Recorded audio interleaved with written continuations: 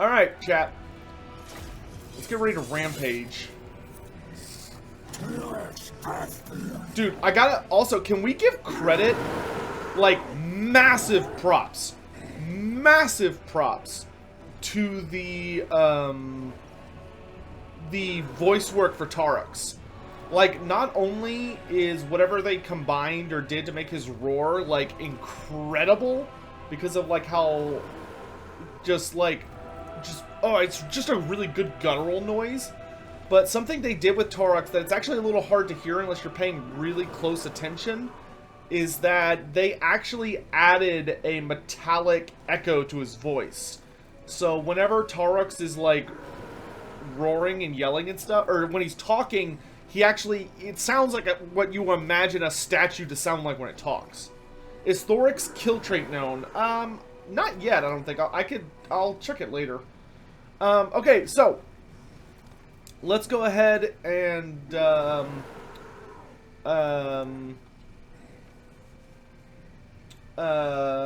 over his effects. So, of course, Taurux has the Rampage mechanic, which Rampage basically gives you a system that the more battles you win, the more Rampage you build up, and it can allow you to not only recharge your movement bar, but also grants you various buffs to your army. You can have the dread cost for all Minotaur units is reduced, and then for Lord effects, Taurux, etc. Blood skulls, etc. Mornington Crescent, thanks so much for keeping your tier 1 sub going for 4 months, my dude. Really appreciate it. Is Taurux's defeat trait known? You know what? I definitely have seen it, but I don't remember what it is. I'm sorry. I'm sure somebody's caught it. I'll put out some stuff for it. Of course, Taurux has the River of Blood stack, which is that whenever Taurux wins a battle, he causes a River of Blood. He can stack that up multiple times, which causes, I think, debuffs for the enemy and some other stuff. Also, in Taurux's army, all of his Minotaurs have plus 10% weapon strength, and he has the Blood Beast ability, which Blood Beast, I think, is his explosion. Let's get into it. Alright. Even by the animalistic standards of the Cloven Ones, Taurux is the raging hulk of indiscriminate violence. Those unfortunate enough to face him think it is simply his nature, a chaotic disposition born of his own savage essence. Though that may have once been true, since attaining his brass body, he has been fueled by countless turbid visions, placing his primitive mind by the ruinous powers, driving him towards his many unspeakable acts of brutality. The Blood Beast will not stop until all the world is his blood ground. Another wretched foul is Raving94, thanks so much for using your Prime sub here. I appreciate it very much. Thank you. Welcome to the Red Host. Hope you enjoy the emotes, and make sure to join the Discord and link your accounts and all that jazz, and welcome to the community. Thank you. Hail, mighty Slaughterhorn. I pray you spare me in this rare moment between rampages, as I wish only to guide you to your purpose. Clark Haron's Beastmasters have surely been alerted to your presence. That's interesting. The advisor for Taurux is speaking more like... The advisor, like, the way he addresses characters changes pretty dramatically between, like, characters. Sometimes he seems like, you know, he knows he's in a video game.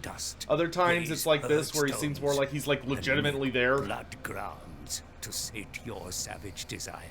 Just interesting. The elves' kingdom of Ulthuan is a beacon of oh, I'm going to smash Ulthuan. Of hatred burning within every Lizardman0702, it's your birthday! Well, happy birthday, my dude.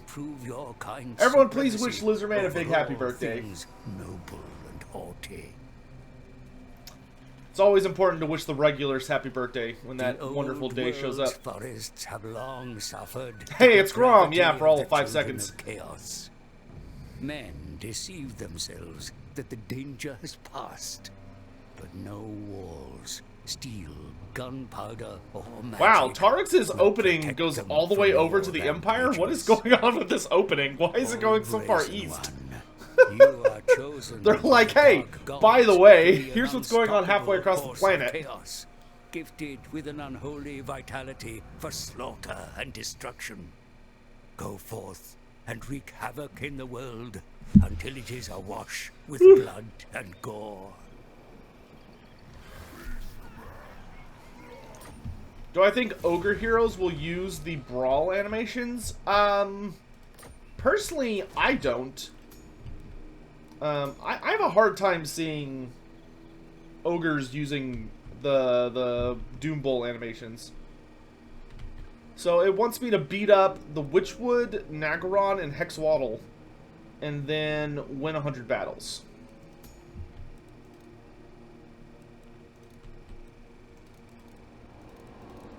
Neat. Alright.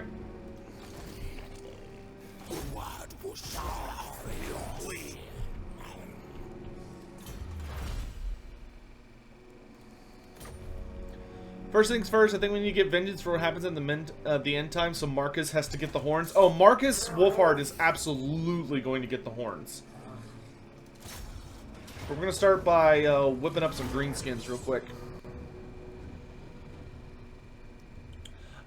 Ape God Snow. I have done a full stream on Malagor that you can go check out, but all of the Beastman characters are drastically improved.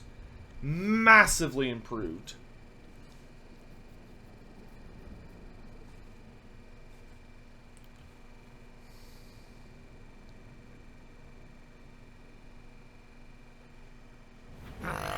Another wretched foul lizard thing joins the red host. Cursed Sotek spawn. Against all odds, this skink is 6 months old despite Clan Pestilent's best efforts. Bishop of Cheddar, thank you so very, very much for the 6 months of support, my dude.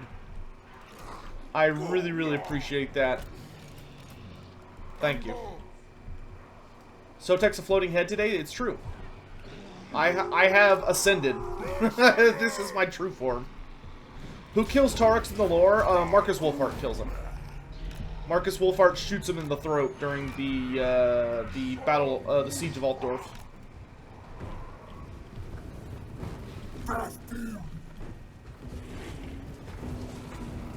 They did such a good job with Taurox's design. Like, I want a tabletop mini for him so bad. Another wretched foul lizard thing joins the red host. Cursed Sotek spawn. Kung Fu Fats! Oh, that's a wonderful name. Kung Fu Fats? I really like that. Thank you so much for the 3 months of Prime subs, dude. I really appreciate it. Let's just enjoy some brutal... Dude, the Gorgon is so good, man. The Gorgon is so good! Just tearing crap up.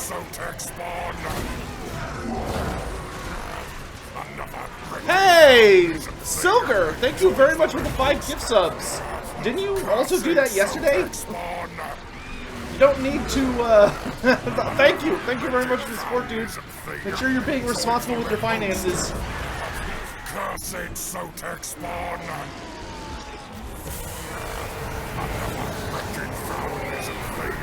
Joins the red host. Cursed Sotek spawn. This way, big guy. Another wretched foul lizard thing joins the red host. Oh, I love that attack. Where he just slices around with all 4 arms. So there is an animation I kind of want to try and hunt down today. Apparently there is a unique animation that the Jabberslike does, but only in, like, against a particular type of opponent. Like, it's not against everything, it's only against very certain things. And I want to find out what it is. Quiet, Throt!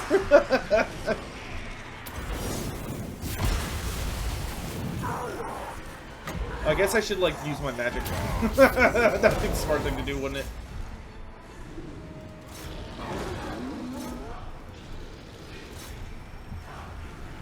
Oh, do y'all like Taurux's faction colors, by the way? You notice how everything's kind of like a little red tinted? It's particularly noticeable in the Minotaurs. But they're actually... All of his beastmen are, like, red tinted. Because all of the Beastman characters have unique colors now. All of them. Joins the Red Host. Goodbye, 97, and Christos GR 777. Thanks so much for using your Prime subs, my dude. Really appreciate you using that resource here. Welcome to the Red Host. I hope you enjoy the emotes, and welcome to the community, and yada yada yada. Taurux the Brass Bull, the Great Corner of Beastman. Well, you have to remember that Taurux is merely technically an undivided Beastman, if you want to get really nitty gritty, who Khorne just likes so much that he has showered him with gifts. But Taurux does not have the Mark of Khorne, so in all fairness, he is allowed to bring wizards.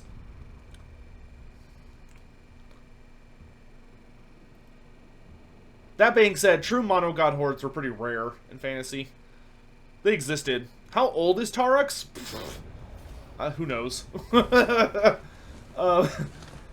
mean, Taurux has definitely been around. Let's go ahead and get our initial Hearthstone up and running. Just so I can get some dread points and get my tech tree on the move.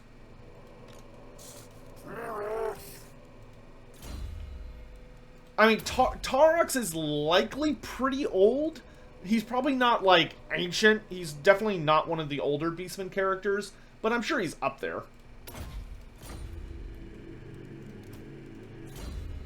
Please don't kill, please don't kill the Oracle of the Sacred Plaques. I will do what I must.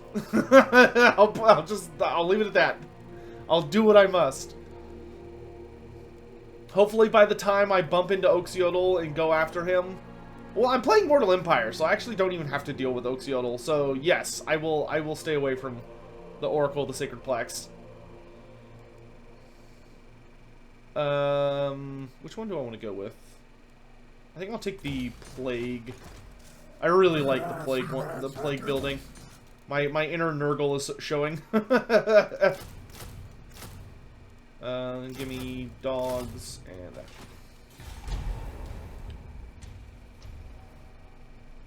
Oh, cow, damn, dude. Yes, the quest giver for Taurux is indeed the Harbinger, which is a really cool way to have the Harbinger in the game, I think. So the Harbinger was kind of one of the... The Harbinger you can kind of think of as one of the characters who was like not... He was not a playable special character, but he was a noted... He was a noted important Beastman. From a lore perspective. But the Harbinger was basically the Beastman who was in charge of all the Beastmen in the... he was really big in the Drakewald. Particularly, and like the Forest of Shadows and stuff. He was really big in the areas in like the northeastern part of the Empire. But the Harbinger was a Bray Shaman that was very, very, very clever. He was very similar to... he was very, very similar to Malagor in a few ways, but they had slightly different aims, where Malagor's whole shtick is that Malagor is, like, completely obsessed with destroying all other forms, like, all forms of faith. Malagor is a very, very big believer in... His whole thing, he is really focused on, like, tearing down churches and religious sites and iconography to other gods, all that stuff. That is everything to do with Malagor. The Harbinger is more like a Beastman that is solely focused on bringing about the Age of the Beast. You know, bringing about the age where civilization all crumbles and falls apart, and the Beastmen reign supreme again. Which technically all Beastmen are working towards, but a lot of them kind of have their own, like, particular angle at it. The Harbinger is just, like, laser focused. Unlike a lot of the other ones. $25. Hype for tomorrow night. Yeah, hello, Gum.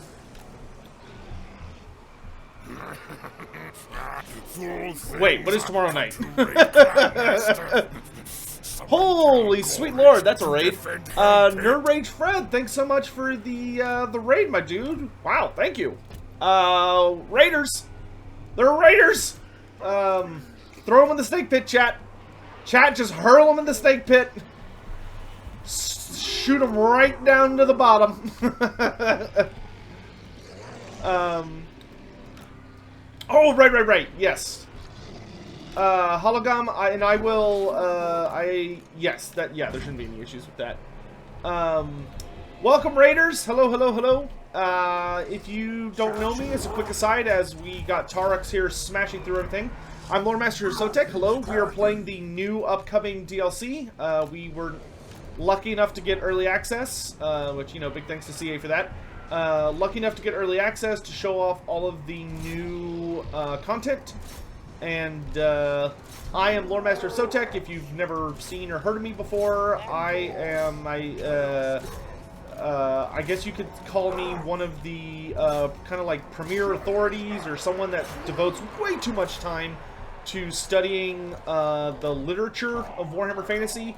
I also am very well involved with the setting in many formats, whether it is helping out with fan projects created in some places of the community, or being familiar with all the stories. I played the tabletop game back when it was a thing, and I make videos covering a lot of the stories and the narratives and the characters, and do my best to keep up to date, constantly keep learning about it, to help teach people about the universe that want to know more about it.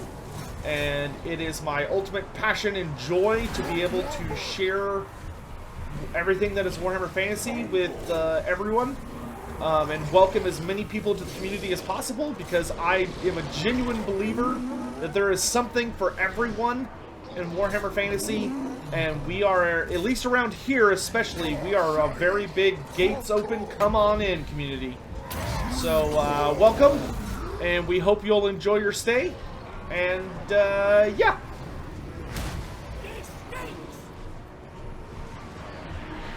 I really need to, practice a pitch for, when new people come to the community and stuff. That's a lot shorter.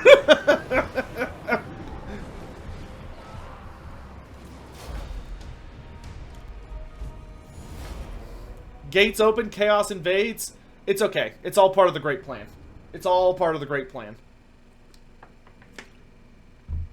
Also, I'm a floating head today. In my opinion, what other legendary lore could be added to the Beastman in the roster in the future? Yeah, that's super easy. The next and I think probably last Beastman legendary lore should be Ghorros Warhoof. It has to be Ghorros Warhoof.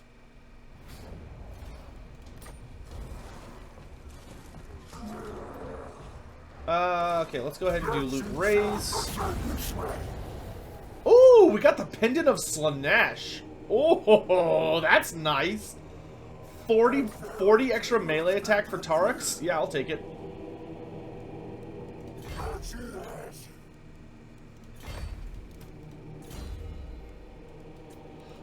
Let's get Blessed by Evil maxed out. And then let's do Vile Tide. Who is Warhoof? So Ghorros Warhoof is the Centaur special character. If you kind of try and think of all of the Beastman characters as representing various ideas, so if Taurux is the giant berserker, who's a metal monolith that represents Khorne, so he represents blood and slaughter and massacres and taking skulls and killing everything in sight and feasting on corpses and yada yada yada yada. Ghorros Warhoof is the party animal. Ghorros Warhoof is known, his epithet is he is the sire of 1,000 young. Ghorros Warhoof is the Centaur special character, and he is ancient. Ghorros is very old, and his title is very literal. He has at least 1,000 children. Ghorros is constantly inebriated. He drinks constantly, like most Centaurs do. So he's virtually always drunk, and he's incredibly powerful, very, very fast, and he runs around basically just screwing anything that walks. Ghorros really enjoys violence and fighting and defecating and partying and tearing things apart and mating with anything that he can get his hooves around. It's noted that many of Ghorros' children are centaurs, but many of his children are monsters. Ghorros has mated with virtually every beast that exists within the Dark Forests. So, like, if you think about, man, where do Jabberslights come from? What would sleep with a Jabberslight? Ghorros would. Ghorros is the kind of guy that's like, I'll try it. I'll try it. He's not picky.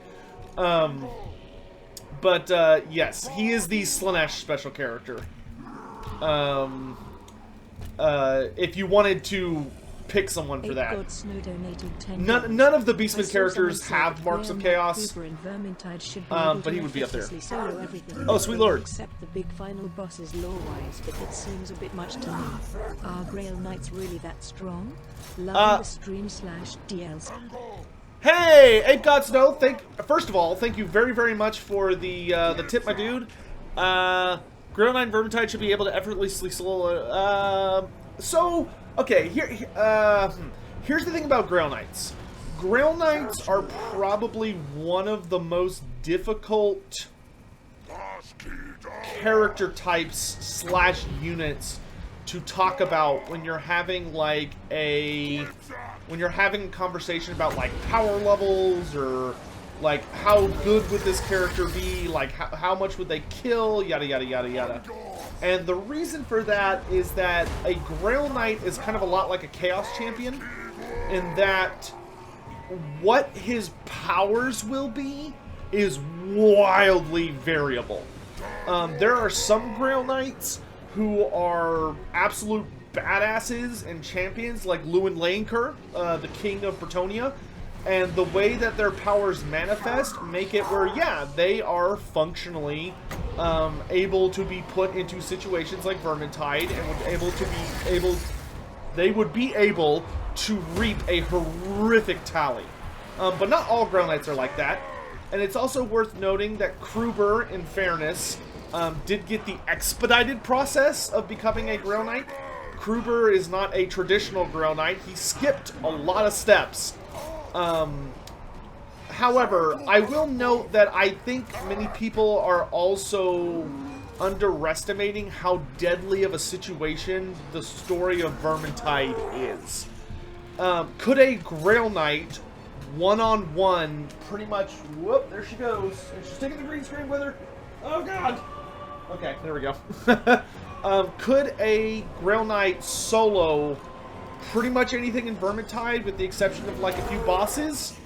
Yes. Could a Grail Knight handle hundreds and hundreds of Skaven running at them by himself? No, absolutely not. Grail Knights are superhuman, undoubtedly. You know, they are humans empowered with the essence / blessings of a god, a very powerful god. However, they are not invincible. Many of them do not have regenerative powers, and it is not unheard of. Like, it would be quite not that unusual for, like, a lucky Skaven or, like, a poison wind globadier or a rattling gun or someone to just obliterate them. If anything, I mean, granted, that's why you work as a team in Vermintide, not by yourself, traditionally. But, would Marcus Wolfhart, or not Marcus Wolfhart, would Kruber be one of the strongest Grail Knights? I really doubt it. And as like a big part of that, I also very, very much doubt that Kruber would have like a great success. No. I do not think Kruber could solo his way through a Vermintide map. I think he would really struggle to perform that. I think virtually any Grail Knight would struggle to do that. Any character would struggle to do that. There are entities that exist in Warhammer Fantasy, that could go up against that many Skaven and come out on top, even despite all of their machines and everything. But those characters also are usually armed with some of the scariest magic items in existence, or they're wizards, which allow them to deal with a lot of extra nonsense.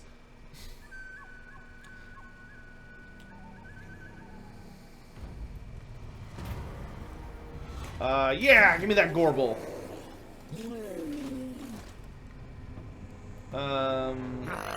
Another wretched, foul lizard thing joins the red host. Cursed Sotek spawn.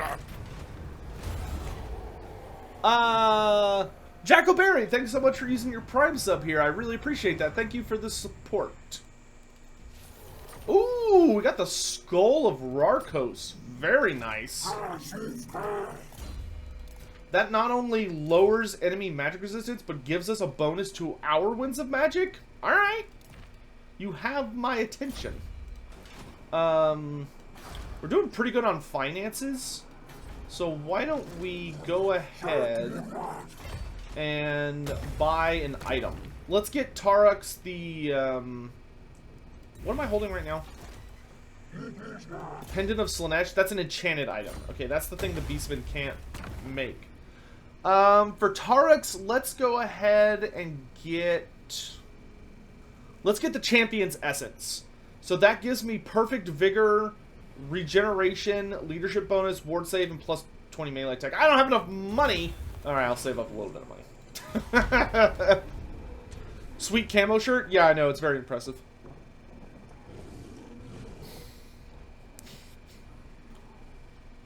Aren't the Skaven you fight in Vermintide on the bottom of the Skaven ladder? Only the slaves, but I mean, you fight clan rats, you fight storm vermin, you fight storm fiends, and you fight the full roster.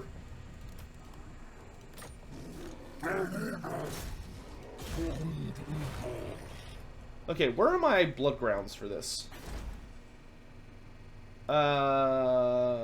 Okay, let's go right now. And then we can work our way south. I kind of want to punch these elves in the face. So I'm going to do that. Oh, they failed to spot my ambush. How delightful.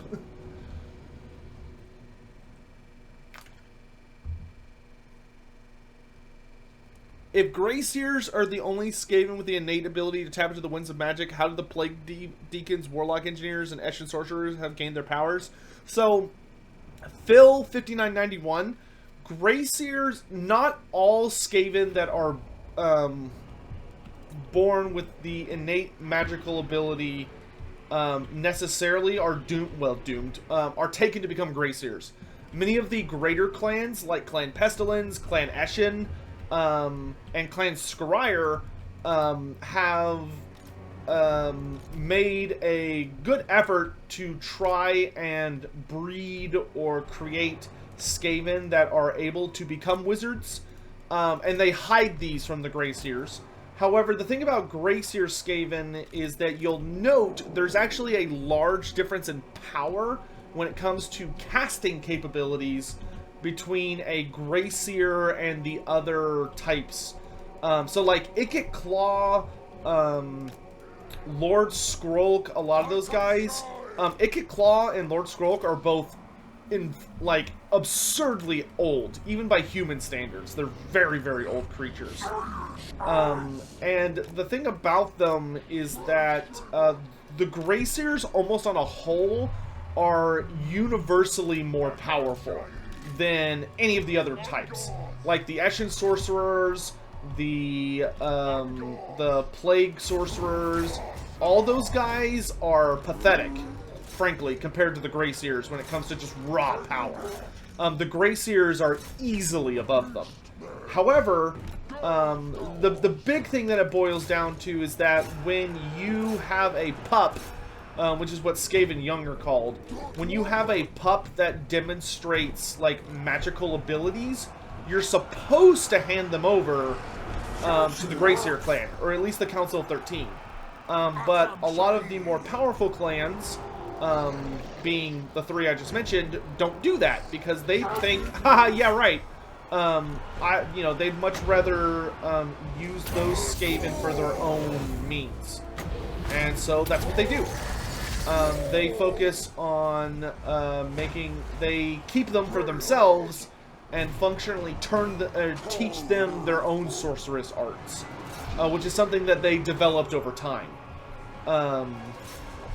And the Plague Priests in particular are more akin to priests than they are they are undeniably wizards, but they are more akin to individuals who have learned how to develop their prayers and their religious fervor and bring it and manifest the winds of magic through their religious insanity, as opposed to having a truly innate sense of how to cast magic or learning it via studies, which is how the Warlock Engineers and the Eshin Sorcerers do. So that would be the big difference, is that a Grey Seer is much more like a shaman type, where they are born with a very powerful hold over the winds of magic, and they are undeniably the blessed of the Horned Rat, and have incredible powers and a much longer life than most Skaven. And when they're born, they're usually recognized by their horns, what they're born with.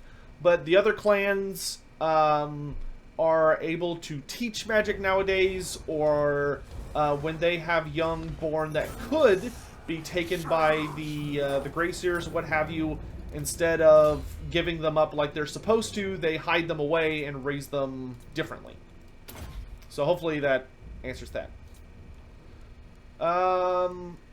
Orgy of Slaughter, melee attack and terror, or I can get melee defense and ward save. Well, I want to be as tanky as possible, so I'm going to go with ward save.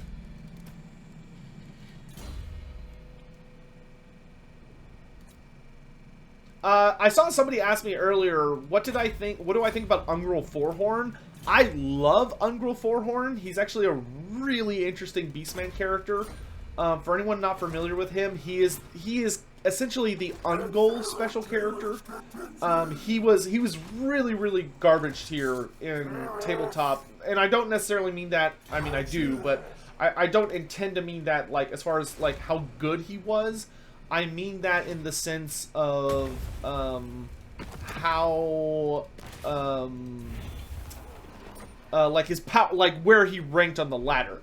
Where most special characters were lords or heroes, Ungrel Forhorn was a unit champion.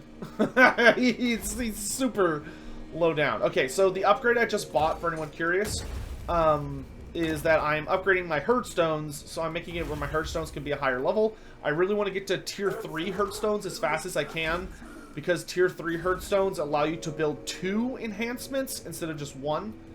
And the nice thing about upgrading a Herdstone is upgrading the Herdstone is free. The enhancements are the only thing that cost money. Sure, so let's go ahead and upgrade our Horde. I do want to try and get to the Beastman building as fast as possible. So was Ghorros. Was Ghorros a unit champion?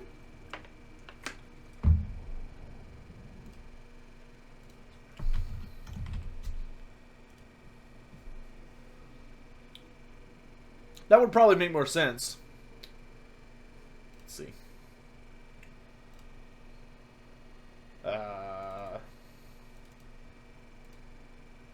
Oh yeah, you're right. Yep, Ghorros was a unit champion. Ghorros. Centigors. Yep, Ghorros Warhoof. There he is. It was weird that Beastman was the only book that really did this. They also did it in the Skaven book, but Skaven only did it with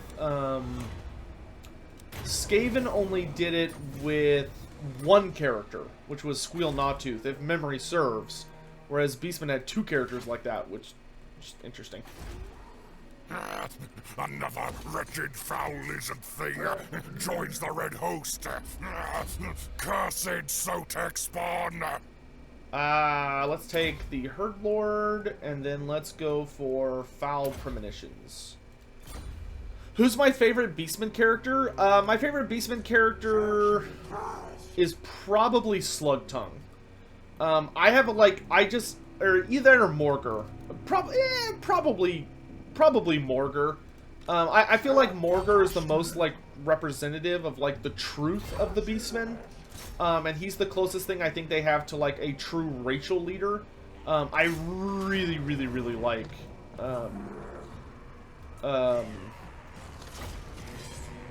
Morgar the Shadowgave. Hey, Morioka, that sounds more correct. Thank you so much for using your Prime sub here. I really appreciate it. Thank you. Welcome to the Red Host. Hope you enjoy the emotes, and welcome to the community. Also, don't think I've shown off Taurox's skill tree very well yet. I will do that here after this battle.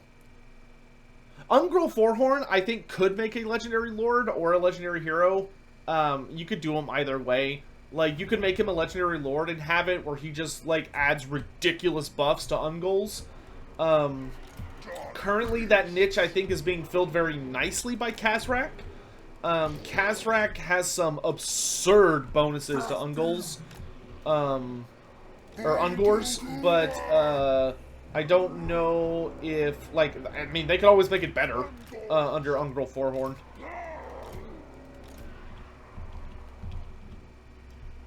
Gothor the Beast Lord? I don't see how you could do Gothor the Beast Lord now, honestly, and have him be substantially different from Khazrak. I love Gothor the Beast Lord, and I would have loved to have him as a playable character, but, like, I think Ghorros Warhoof or even Ungro Forehorn would be much more interesting. Ghorros is, Gothor the Beast Lord is literally just Khazrak from back in the day. Like, I just don't think there's a substantial enough difference.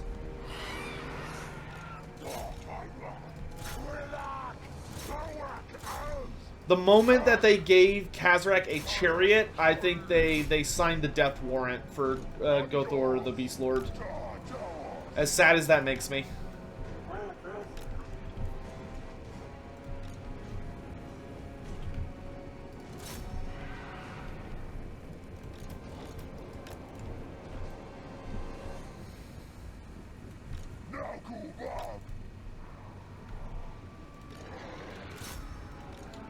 Alright, let's get stuck in.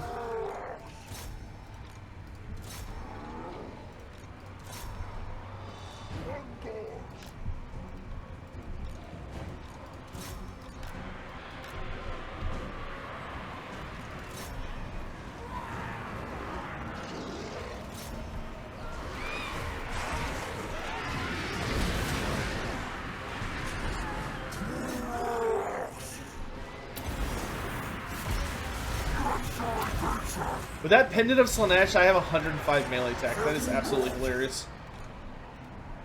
Was there anyone in Warhammer who used a giant as a mount? No. Not consistently.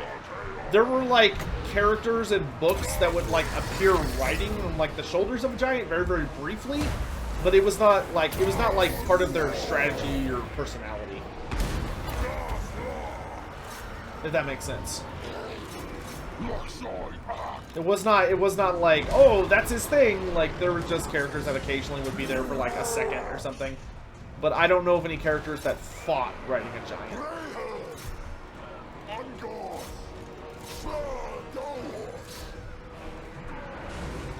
It's like the bravest Night Goblin war boss in existence.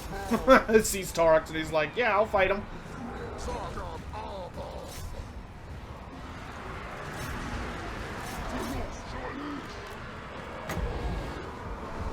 It's still wild to me that Taurux is in this game. Like, Taurux was such a cool character, but, like, he never had a mini. Like, he barely ever showed up in any storylines until the end. Like, he didn't, like, they made him and then didn't do anything with him for the longest time. But, like, a lot of people really liked him. But, like, just the fact that we're all these characters in this game who just, like, there's so many characters that, like, never had designs that do now, and it's just wild to me. In a good way.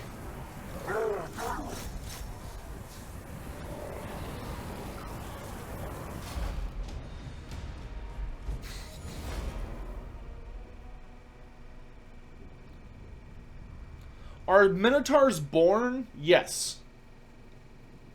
Like Gorst? Oh, Gorst. Oh, Gorst. Hey, Velo, thanks so much for coming by, dude. Appreciate the nice words. Sam, we never got a Gotrek campaign. I think Gotrek was implemented in a good way. The only thing I want them to change about Gotrek is I do think they should go back and make him a hero instead of a lord. I do not think he works very well as a lord. It's very awkward. Oh wow, we can do our quest battle already. For our rune-tortured axes.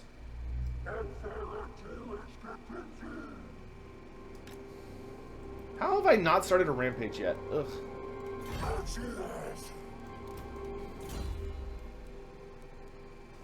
Why don't you get... Let's get Trader Ken.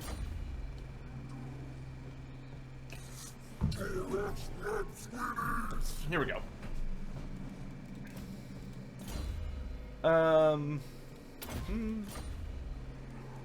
Oh, somebody wanted to see Ghorros' skill tree. Here it is.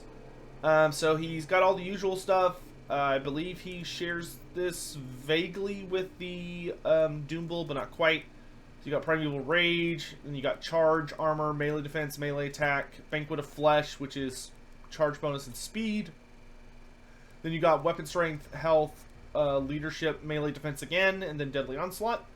You've got the Minotaur, the Doombull Taurux unique skills, which are you can either have Melee Defense and Ward Save, or you can cause terror for and get melee attack for all your Minotaurs. He's then got Fueled by Blood, the Gouge Tusks. He's got the melee resist or the missile resistance and magic resistance abilities, Voice of the Dark Gods, and then his unique tree. You get Favored of the Skull Throne, which gives you you nuke enemy magic Winds of Magic power reserve. You get 25% magic resistance for your entire army, and the Brass Body active, which gives you a huge ward save. Juggernaut, which gives you the dazed contact effects. Whenever you hit somebody, you reduce their speed melee defense. Also 20% charge bonus, 10% melee strength. Drenched in Blood gives additional stacks of River of Blood and gives you Bestial Rage every turn of +1, making it more likely that you stay at max. Titans of the Deep Forest gives you an extra Gorgon capacity and also gives you +10 armor for all monsters. Gore Feast, which gives you regeneration in close combat, and you also have Strength from Flesh, which also gives you it gives regeneration in addition to the normal buffs for all Minotaur units instead of them having normal Blood Greed. And then Strength from Flesh gives Taurux the ability to regenerate in close combat. And then Demonic Vigor is 25% cooldown to all of your active abilities and Perfect Vigor. Alright. Speaking of which, let me go ahead and purchase the Champion's Essence. Because that is going to give Taurux Perfect Vigor, Regeneration, a 10% ward save, and 20 melee attack. Which is really nice.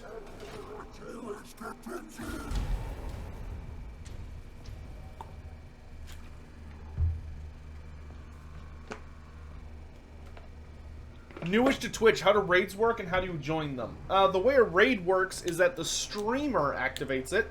So I will do a raid at the end of the stream. It's always at the end. And a raid is quite literally that I basically like send you guys to another live stream.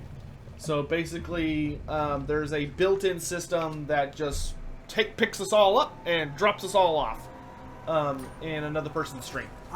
Which is a great way to support other streamers and allows there to be a lot of like inter-community mixing and stuff like that. You just noticed I'm a floating head? Yep. I am a floating head, is true. This is what I actually look like. Whenever y'all see me with that, with like an actual body, that's actually just digitally added through some really impressive software that I use. But this is what I really look like.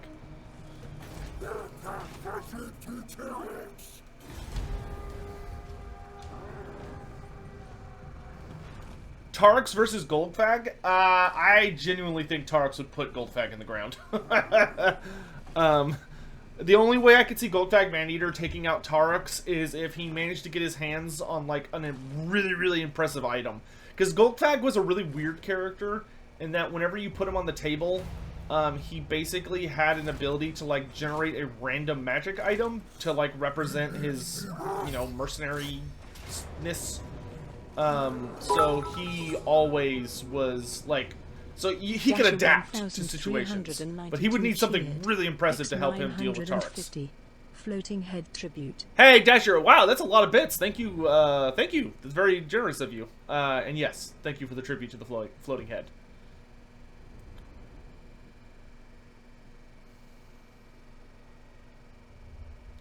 Someone played a rat VTuber and played as Throt. That's hilarious. I want to make a VTuber model. I'm going to do that. One of these days. I'm telling you, chat. One of these days. Grease's Goldtooth versus Taurox? That would be a fight. That would be a fight. I don't know. I would have to think long and hard about just how powerful Taurox's armor is from a lore perspective. Because if anybody could pulverize Taurux, it would be Grease's. Grease's is like the strongest thing. If he's actually utilizing the Scepter of the Titan, he is undeniably the strongest character in Warhammer Fantasy. Like he hits, it's that weapon gives him horrifying levels of strength.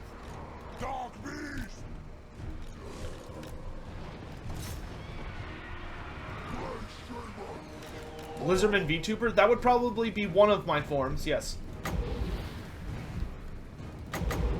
Increased damage. I've heard Traderkin's pretty good now.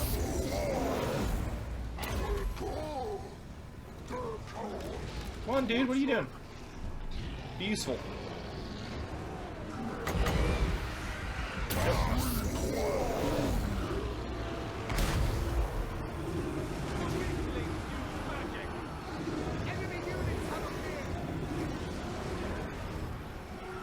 Considering that that's designed more as a single target spell and not like a unit spell, that does pretty okay damage. Ow, ow, ow, ow, ow, ow, ow, ow, ow, ow, ow. Stop shooting me.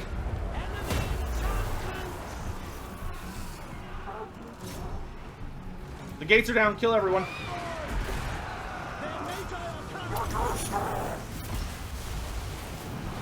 God, that is such a cool effect. When Taurux, like, blows up. And you could, like, see that flash of, like, almost molten blood.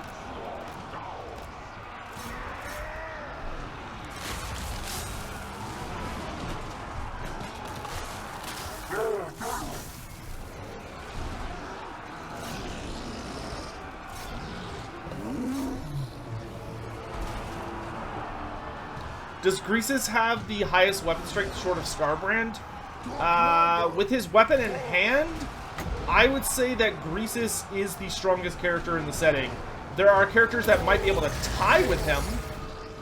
Like, I think one of Scarbrand with one of his axes. But I forget which axe, because his axes do different things.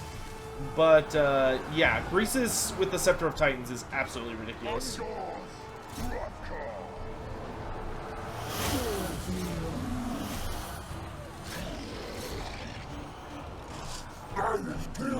Kolek Suneater? Kolek Suneater is very, very strong. But his strength is not bigger than that of the Scepter of Titans. Could Slann kill Grease's Goldtooth? Yeah, probably. Greases would definitely need some kind of magical assistance to deal with a Slann. Like, from a lore perspective, if you do not have a wizard or extreme magic resistance to help you out, you are absolutely boned. Against a Slann. Like, it's just, you're totally wrecked, dude. Why am I partly invisible? What are you talking about?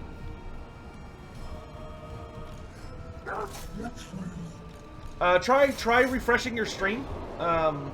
Or, you know, there's a command that might help. Make sure that you have the stream on like full screen and stuff, and then try entering Alt F4, and that should fix any issues if I'm showing up as invisible on your screen.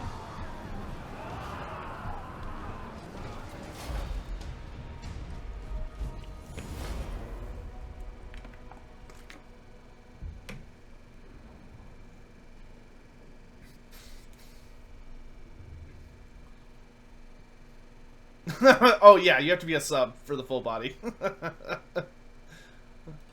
There.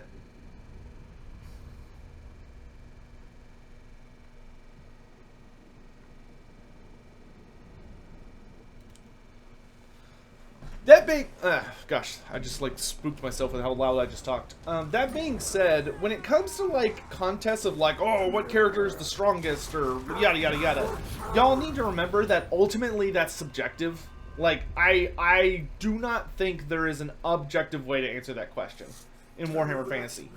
Warhammer Fantasy was never a setting that was like well designed around the idea of like really well categorizing feats and like power levels and all that jazz. It's a very messy web of barely connected nonsense from many different authors, and it is nearly impossible to really be able to discern a great pattern out of it. You know, this is actually a good aside for this. I was looking on Reddit yesterday. I was wandering around on Reddit, and I was shamelessly reading. I was checking out all the threads about the me and Chloe's cameo in the game. Because I just wanted to see what people were saying.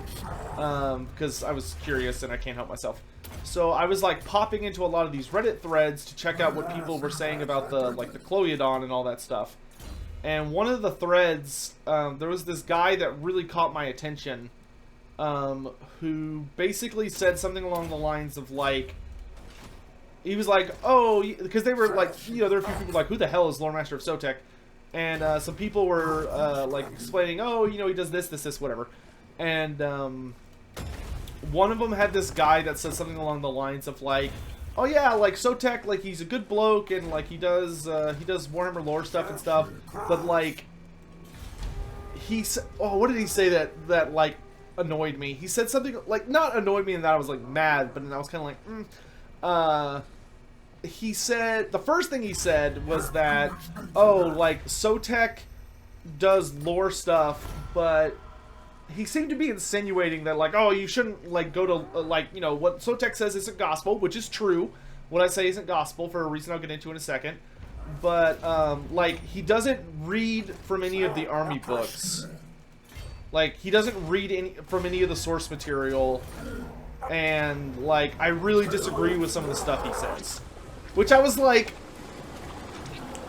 really? That's the thing you're gonna try and like be like, oh yeah, you know, Sotek doesn't do, like, obviously he wasn't like trying to be a jerk about it or something, but like really, like so for anyone unaware, I deliberately do not read from the I deliberately 1000% do not read verbatim the army books, because to me, I'm not calling out anybody else. This is just my personal opinion.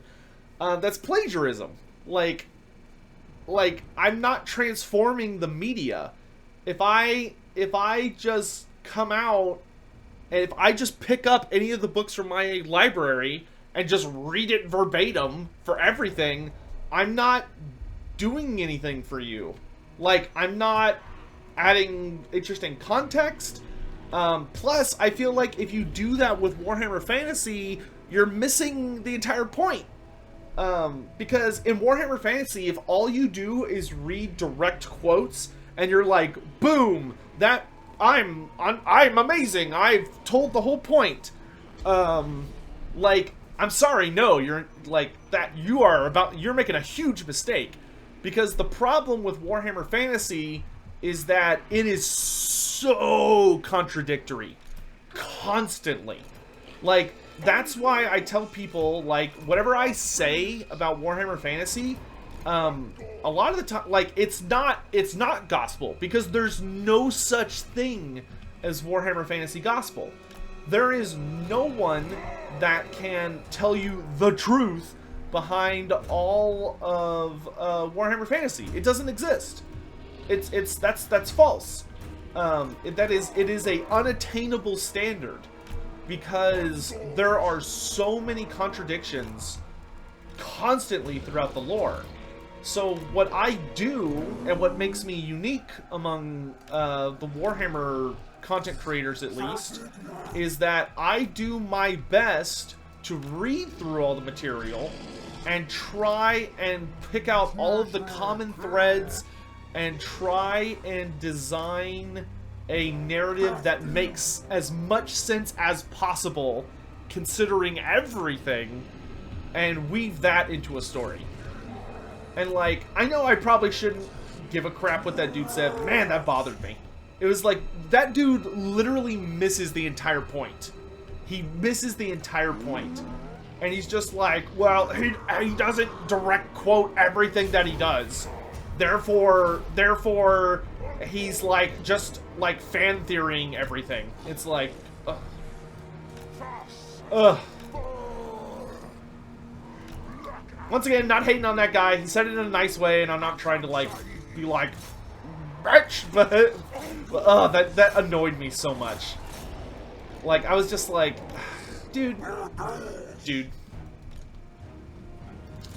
My life would be so much easier if I just read verbatim from the books and didn't bother trying to contextualize or translate or improve anything and, like, try and make it where it's like an engaging story or anything. It was a backwards compliment. Well, I mean, no, it was more like a qualifier, I guess is the term. Wow, that tornado absolutely annihilated my Ungors. Get him, Taurux!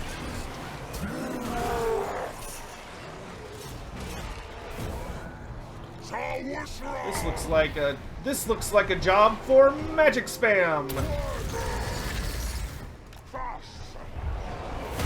Where is Katep? There's Katep.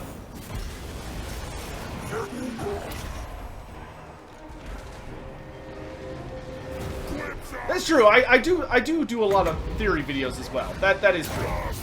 Yeah, I don't know. I just wanted to talk about that because it was on my mind. sorry for the random tangent.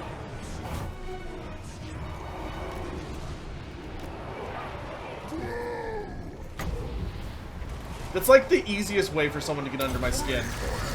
Is just for someone to come up and be like, oh, well, he doesn't actually know Warhammer stuff, and like he's just talking out of his butt. It's like, bitch! Gorgon, kill the Higher Titan. You've got the anti-large bonus, use it.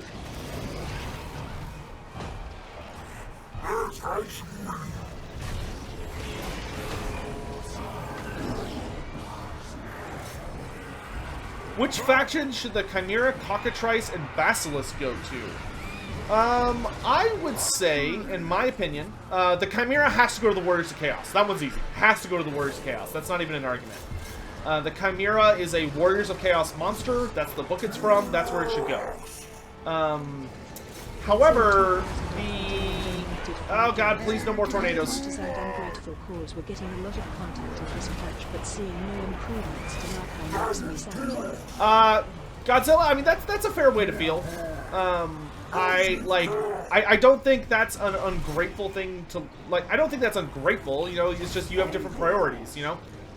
It's unfortunate that that Nakai didn't really get anything. That I've seen. I should note, I have to note this in fairness, there have been a substantial amount of changes to the Lizardmen campaign, as far as, like, they went and, like, reorganized a lot of the buildings. They added a couple of like various bonuses to some of the factions, like Tic-Tac-Toe's got a couple of new synergies. A lot of the building building tree is very, very different. So I think it's fair. I think it's only fair for me to state, like, I haven't really had enough time to go look at it truly deeply in depth. So, like, I would not get entirely yet on the bandwagon of, like, oh, they completely abandoned Nakai and everything. That's not 100% accurate. It is more complicated than that. They just haven't been, like, the changes that I wanted were not implemented, but there were changes that were implemented. But anyway, sorry, I got distracted. So I would say Chimera has to go to the Warriors of Chaos. And then I think the Basilisk and the... I think both the Basilisk and the Cockatrice should go to the Beastmen. I do. I think Beastmen, next to the Lizardmen, I think Beastmen should be the most monster-heavy faction in the game. And the Basilisk and the Cockatrice are chaos creatures, and they are very unfriendly creatures. They would not be used by any of the civilizations of Order, because they are not friendly. They are bad, evil, nasty things. If I was going to put them in factions, I'd put them both in the Beastmen, honestly.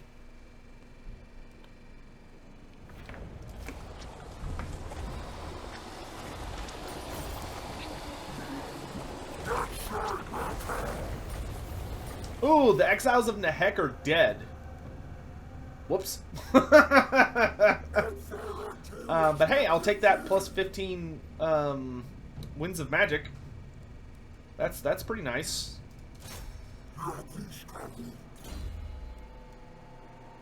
Are there any undead beastmen as, like, characters, or no? There is no overlap between undead and chaos. Those are not things that overlap. Oh, he rebuilt over here. Son of a biscuit. Let's see. I could buy another item. I don't really want to do any of that just yet. What is Lumi's channel called? That's not how you spell it. Lumi... Oh, God. How do you spell it? I think it's L-U-M-Y will put you on the right track. I mean, Kimmler... Yes, Kimmler is technically an exception, but Kimmler resurrected Krell, and then he never resurrected anything notable chaosy after that. And Kimmler didn't go full chaos until the end times.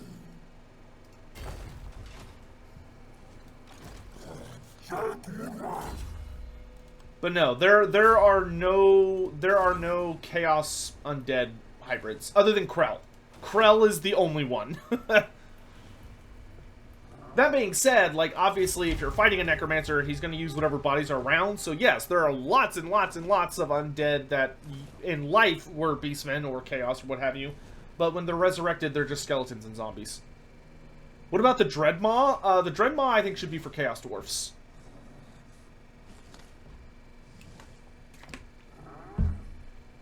What happened to Ariel in the end times? Queen Ariel was, this was one of the stupid storylines. Queen Ariel was killed, or she was poisoned by Lilith, during, like, the prequel of the end times. So, like, in the events leading up. Oh, I gotta pick a thing. So I could do enemies are debuffed. All units in my army have Blood Greed. That's actually not that bad, considering I don't have that many Minotaurs yet. 5-up ward save, or I get Vile Tide as an army ability. I'm going to take Blood Greed for my entire army.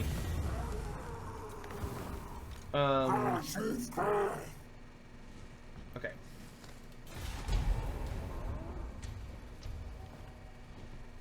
Do I like Gagura? Yes. I don't watch her a ton, but she is an absolute angel when it comes to singing, and she's funny as hell. I don't watch a lot of Hololive. I like occasionally check in on it.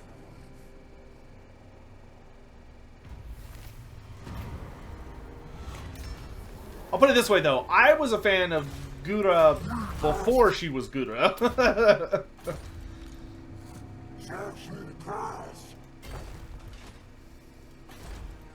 Is Taurux bad or just misunderstood? I would probably call a genocidal rampaging bull creature that eats flesh probably bad.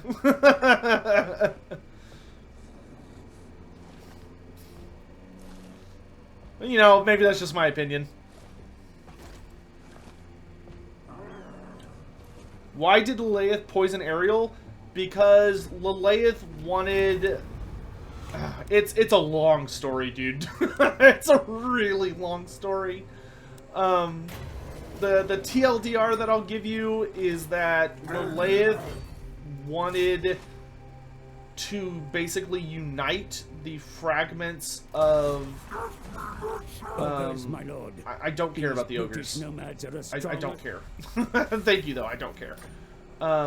Lilith basically wanted to unite the fragments of Aisha, which were split between Ariel and Alariel.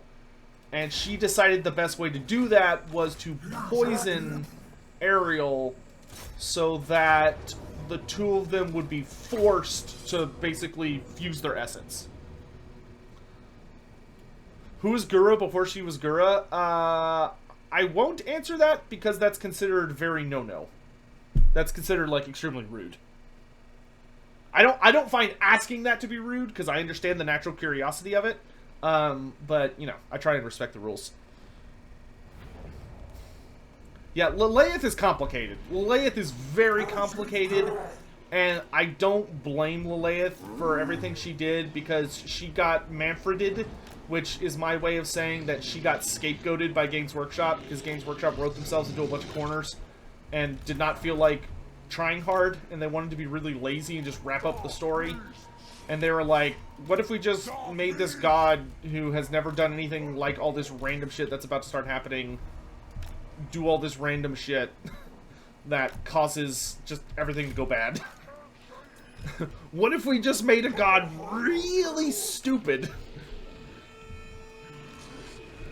Do I watch anime? Of course I watch anime. Not as much as I would like to, just because I'm very, very busy, so I just literally just don't have that much time to, like, watch shows.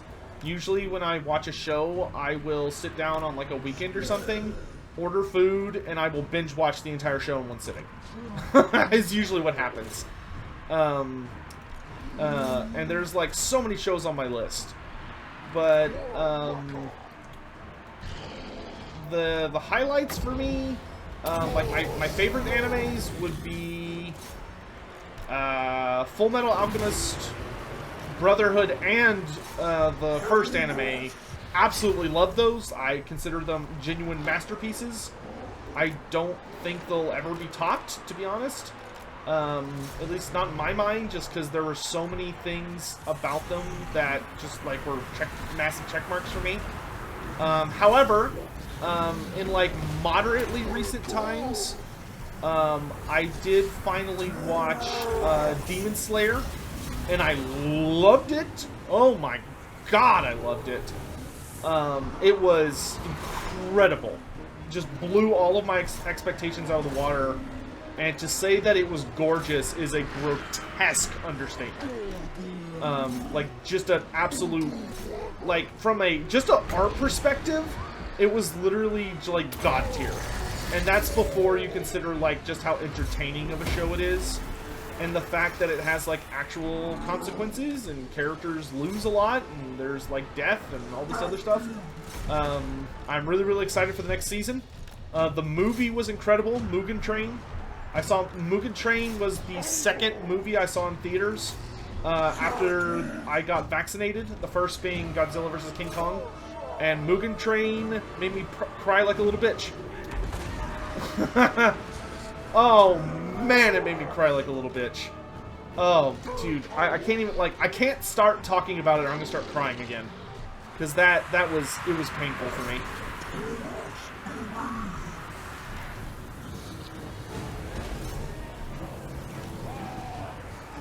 Attack, I need to give Attack on Titan another try. I didn't like it that much the first time I watched it. Well, that's not true. I enjoyed it a lot, but I got really upset with the first season. The first season, the way the first season ended, I don't want to, like, say spoilers, even though that show's been out a while. I feel like if you haven't watched the first season by now, you got no one to blame but yourself. But, the villain at the end of the first season, the way he or she, like, gets away from being dealt with when they turn themselves into the, you know, the ice block. Oh, I was furious. I was furious. Oh my god, I was so mad. I was so pissed. When that happened, I was like, screw this. Screw this show. It sucks. I hate it. How dare they, like, have all this build up to the villain finally getting the ass kicking they deserved and being held accountable for all the lives people they've murdered, and then they just get away scot-free because of some bullshit magical power. Oh, that made me so mad. But that being said, I've heard the show is really, really good. Though I heard the end was very polarizing. So I intend to give it another chance once it's finished. Generally, I do not like to watch shows until they're done.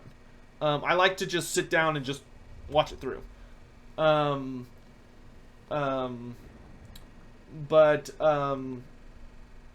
Yeah, I was not a fan of how the first season ended.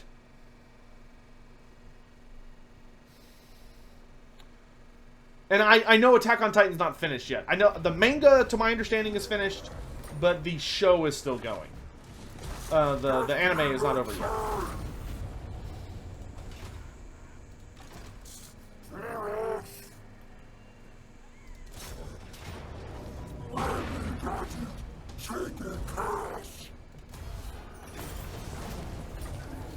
Ooh, we got the next tier of Rampage. Nice, nice. We've got a Savage Rampage going. So what can I get? Extra income from raising and reduction in building. Extra dread. Get a moon event immediately. Or it costs me one less momentum to... Yeah, I'm going to do that. I'm going to make it so I can use my momentum more often. Because using momentum is key. That important, Aztec? Okay, hold on. I will get to it in un momento. Un momento. Let's go ahead and get Gouge Tusks for the 45% additional armor piercing damage and then Primeval Rage. I'm trying to think of any other anime that, like, really took my breath away. And, like, I, like, deeply enjoyed them. I'm sure there are others. My memory's just, like, super bad. I know a lot of people don't consider Avatar: The Last Airbender to be an anime, but it is animation. So obviously that show is very close to my heart. Gravity Falls is amazing. Gravity Falls, like, you may look at it and be like, oh, this is like just a stupid kids cartoon in the West. Nah, dude. Nah, dude, you need to watch that shit. It's basically got, like, Zinch as the major villain, and it's incredible. Absolutely incredible show. Samurai Champloo is super good. Yes, I do. Samurai Champloo is very, very good. What's Chloe's favorite anime? She won't tell me.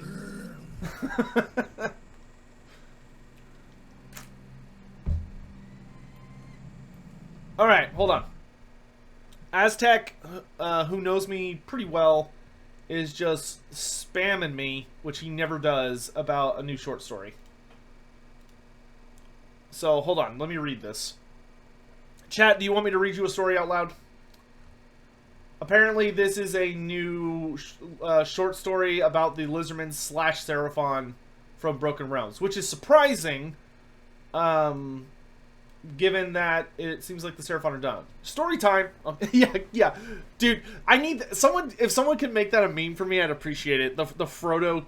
All right, then keep your secrets. But it's me talking to Chloe, just talking to the dog. All right, here we go. The Scales of Victory. I have no idea what this is. I'm literally just opening this, and apparently it's really good, so I'm going to read it. The Scales of Victory. Slowly, painfully, Tatonek blinked his eyes open. Stale shadow enveloped the skink. It was atypical and far from comfortable. It was an atypical and far from comfortable sensation.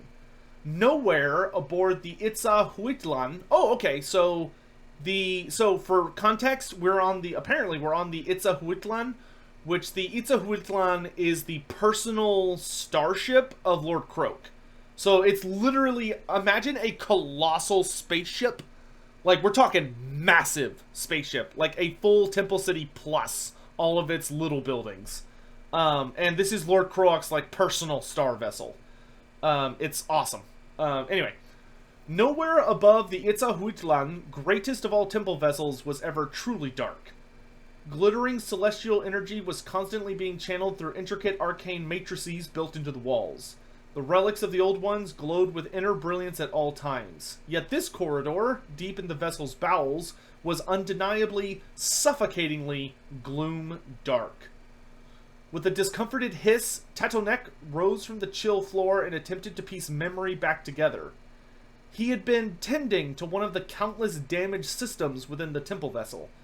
The Itza-Huitlan had not emerged unscathed. You know, I'm going to move us to this screen so people... Oh, okay, now I'm a real floating head. But anyway, continuing on. He had been tending to one of the countless damaged systems within the temple vessel. The Itza-Huitlan had not emerged unscathed from its recent confrontation with one of the eternal enemy's silver-skinned fortresses. The floor had given way, or it had opened up and swallowed him of its own accord. So many wondrous mechanisms were worked into the bones of the vessel that it was impossible to say. Tatonek's considerations were interrupted as the darkness stirred. The skink turned at the sound of echoing footfalls, head fin flared. The shadows took on form, complete with thick cords of muscle and deep azure scales. Even as the skink attempted to scuttle back, he knew it was pointless. There was little reasoning with two provoked Saurus Guard, no matter why he had been set to watch this passage. Stop! A few seconds passed after the unexpected word before Tatonek opened his eyes. A hiss left the skink at the sight of an obstinate halberd mere centimeters from cleaving into his neck. Muttering a thankful prayer, Tatonek looked up as a seat of carved stone floated out from behind the now still Saurus. Another skink sat nestled in the throne's thrumming embrace. He was a stooped creature, leaning on a staff and drumming his claws idly against a orb in his lap. Ah, it sounds like me. Scars crisscrossed his body, and a particularly grim laceration snaked up the side of his face, caving in an eye and disappearing beneath the feathered crown perched upon his brow. Instantly, Tatonek prostrated himself even if the skink's identity was unknown. His rank was apparent. "Noble Starseer, rise!" the priest wheezed. Blinking, Tatonek skittered back to his feet, only for the Starseer's staff to poke his chest. The implement rose to jab the skink's face and limbs, as if in inspection, before the seated figure nodded. "You fell. The Itza-Huitlan brought you here," he said. Tatonek could only nod, drawing a thoughtful croak from the Starseer. We require more attendance. The great plan flows in unpredictable fashion. You will suffice." With that, the Starseer turned, floating back down the corridor, flanked by his Saurus guardians. Tatonek lingered a moment, uncertainty fluttering in his breast. Only a pointed pause from the Starseer saw him trailing along fitfully. "I am Rachikak," the Starseer said as the other skink caught up. The elder's gaze never shifted from straight ahead. Tatonek, by contrast, could not stop glancing about. He had been wrong when he thought it completely dark. Trapped starlight did glimmer from circuit-like carvings along the walls, albeit faintly, as if its strength was being diverted to feed some hidden purpose. The scant illuminations shimmered at the edge of faded friezes and mosaics. There is a discord in the lower realms. The constellar matrices speak of malformed divinity. The end of empires, Tatanek chirruped. Ratchakok nodded. Kragnos, the living earthquake. For anyone unaware, Kragnos is the new destruction god. The vanquisher of Sabal. The cosmic order buckles beneath each stomp of his hooves. We fought him once more. In the times before the awakening of the mortal gods, our masters sealed him beneath Gur. Expectant silence followed the Starseer's proclamation. A thought flickered in Tatanek's mind. He tried to conceal it, but Ratchakok noticed, eyes narrowing. Tepok's breath, Brightscale. Speak! Question! How can you serve if you do not understand? I do not deny the might of the Star Masters, Tatanek said, casting a glance at the looming Saurus presence. But rumors tell Blessed One, that Kragnos is warded against spells of even the strongest resonances. It is so, Ratchakok nodded, which Kragnos is virtually immune to spells. But the alignment of the fates saw fit to deliver us allies, the Draconith. As they moved onwards, Tatanek's gaze shifted back to the darkened corridor's walls. A fresco was wrought here of huge winged drakes, set atop an array of towering peaks. Above them coiled a colossal serpentine figure wrought from stellar gemstones. The skink bowed his head instinctively in deference to mighty Dracothian. Images continued as the skinks walked further down the echoing hallway. In the next, the drake stood alongside horned centaurs, ranged against hybrids of humanoids and dragon crowned by dark storms. Beyond that, rendered in the terrible likeness of life, was the oversized visage of some horned deity, mountains of amber skulls crunched between its fangs. Tatanek was not sure whether it was his imagination or whether the illumination grew stronger then. It cast the next mosaics into stark relief. Images of the centaurs, led by their terrible god, laying waste to the eyries of the drakes. In places, the light pulsed faintly. Scenes of mountain peaks crashing to earth and draconic skulls piled high as the beasts were slaughtered, flickered like dancing shadows, sending the skink clicking in unease. I need a drink of water. No, these are not dragon ogres. These are like legit dragon people. These were allies of the Seraphon, but they vanished a long time ago. They were nearing the end of the passage now. Ratchakok had gone silent. The tableau mercifully ceased, followed by a scene of two drakes, one of noble aspect whose features were cast in shadow, arrayed in conference with the Holy Star Masters. A final freeze awaited. Atop a mountain of horn, the twin drakes tore into the horned god, as the Slann surrounded them and Dracothian coiled above. The light pulsated, revealing the maw of the mountain opening to swallow the earthquake god. What is Kragnos? You can just Google it. Kragnos is the new god of destruction. So he's like a god of the greenskins and the ogres and stuff. He's a giant centaur beastie. He's the god of earthquakes. Tatanek let the tale wash over them. One thought stood out. But the Draconith are gone, Blessed Master. The end of empires broke them. The Draconith were the dragon people race, the skink said. He blinked as something approaching a smile flickered at the corner of Ratchakok's mouth. Come, there is something you should see. The Starseer's throne accelerated, Saurus loping at its side. At last the party halted before an immense sealed portal. Here the circuitry glowed brighter still. Tatanek saw that it was arrayed into the glyphs of Itzel, divine master of beasts. Ratchakok extended a wizened arm, palm resting on the flat of the portal's surface. The priest's eye lit up as the transfer of some subtle power. For around 10 minutes, all save Tatanek were still. The twitching skink was just about to speak up before the portal rumbled, storm slowly disappearing into the wall above. It opened into a wide hexagonal chamber. Saurus guards stood sentinel at precise alignments, while skinks flitted back and forth. Most tended to the intricate lens array that dominated the ceiling, and that concentrated a soft, focused beam of amber magic onto a central plinth. Upon that platform stood a rough-cut oval of stone. It was pitted and marked, scarred but not broken, seemingly lit from within as the energies washed over it. No, Ratchakok said as Tatanek opened his mouth. The Starseer's voice was hushed as he floated closer. We are just in time. Watch and perceive. The stone twitched. It twitched again. A pregnant quiet fell over the chamber as it rocked, the arcane beam growing in intensity.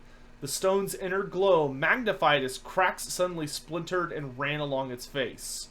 No, not a stone at all. With another crack, the oval's flank ruptured. From the cavity emerged a reptilian wing caked in embryonic fluid. This is the goddamn Jurassic Park scene from Jurassic Park 1 when they're watching the baby raptor. Claws followed, feeble and scrabbling, pulling the attached creature out into the light. The tiny drake staggered and toppled over atop the plinth, mewling as it scrabbled unsteadily back to its feet. The assembled skinks let out a chirruping chorus of welcome. The saurus rumbled, slamming the butts of their polearms against the floor in unison as the infant drake spread its dripping wings and let out a reedy hiss of becoming. Their eggs, Tatonek breathed, staring in wonderment at the newborn creature. The surviving Draconith knew they had no strength left, so they granted us their eggs to keep safe.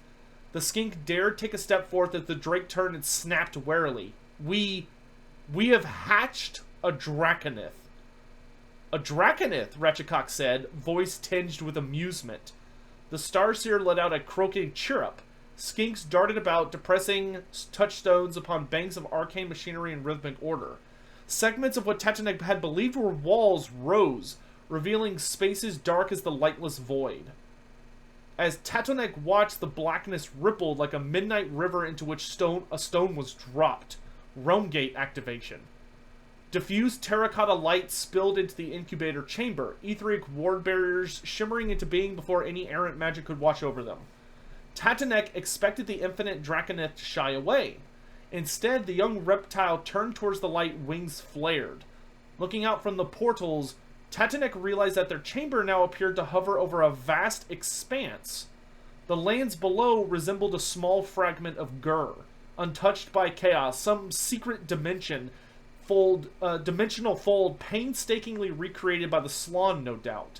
Tatanek had heard of such things, but never thought to see one. Beyond the portals, Tatanek beheld mist-clad peaks and an amber savanna. Shapes whirled amidst the clouds around them, winged reptiles each the size of a bastillodon, and all of which bore resemblance to the young creature on the plinth. On the flanks of the mountains, Tatanek picked out idols and stonework, crude but with clear, nascent artistry worked into their being. In their wisdom, the Star Masters decreed that the Draconith race be restored, Ratchetcock said as he floated to a stop beside the gaping Tatanek. It has been a difficult process. Across the long centuries, we have hatched but a fraction. They desire to learn of their true culture.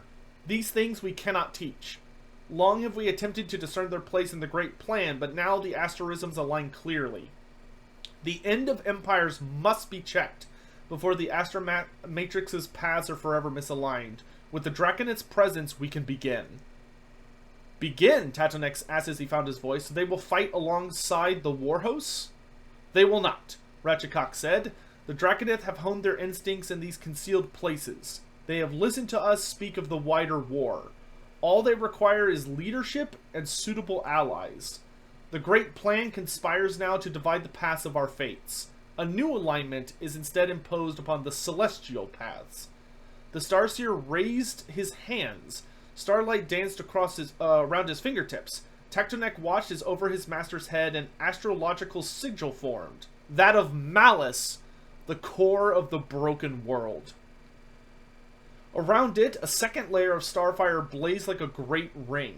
Such a thing existed, the skink knew. Mortals named it the Sigmarabulum. Ratchetcock's fingers twitched again, and the symbols of the confluence blazed into existence around the Sigmarabulum, even as it was draped in the shadow of spreading wings. A new era begins. Ratchetcock nodded. An era of scale and of storm. Damn. Dragons. Oh, we're finally getting playable dragons in Age of Sigmar. Oh, I am very excited. I am super excited. Somebody better tell Angron on Twitter. Did Croak get flesh in the new model? Kinda. I mean, yes, he did. But what they did with the new Croak model is they made him into what he probably what they originally envisioned him as. Didn't they say the dragons will not fight alongside the Seraphon? That does seem to be the case. It seems that the Draconith, or the... Which the Draconith are not like classic dragons. They're not like just big dragons. They are like a civilized race of dragon people. So it seems to me that it sounds like they're going to be their own... They're going to be a new race. Hopefully they're not part of the Stormcast Eternals. Dragonborn, some of them seem to kind of be like Dragonborn, but they get huge. Do lizardmen have emotions now? Sometimes. Well, okay, so lizardmen have emotions. It's just that the way lizardmen feel emotions is alien to us. Stretch. Thank you.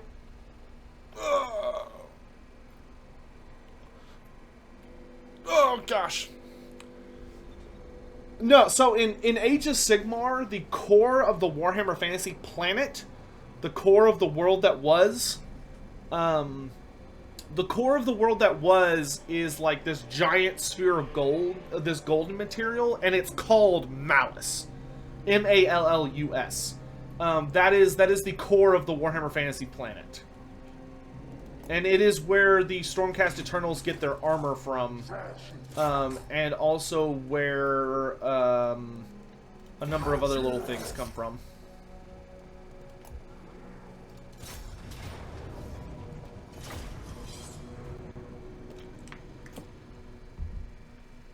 Maybe the Draconith will be like Gargants, but for Order? Maybe. That would be kind of hilarious, actually. Malice, which is Latin for hammer. There you go. Well, they're very carefully specific that it's going to be interesting to see if the Draconiths are considered related to the Dracoths, or if they're going to be their own offshoot. Because where the dragons that serve the Stormcast Eternals are very explicitly like Azerite Dracoths, or Draco whatevers. Their Games Workshop has been very careful not to call them dragons, or drakes. Like they added a bunch of new dragon keywords.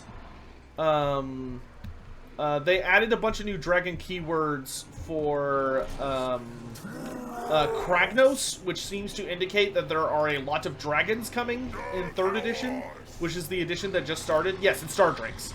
But I honestly expect that this new group of dragons is going to be their own race. Because they are Ghur dragons, not Azerite dragons. And I don't think they're going to want to mix Ghur and Azer for the Stormcast. Usually they're pretty good about keeping, like, large ideologies that represent the various realms apart from each other, but we'll see what happens.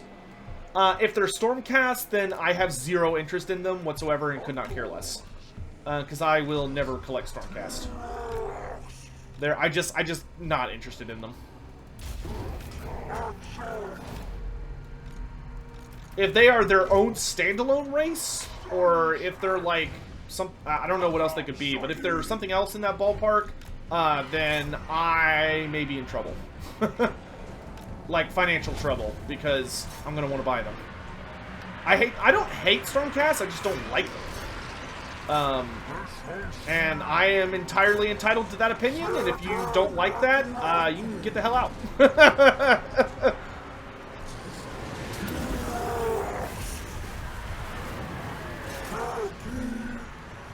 It is totally okay for me to have my own preferences, and you can absolutely eat dirt if you have a problem with that.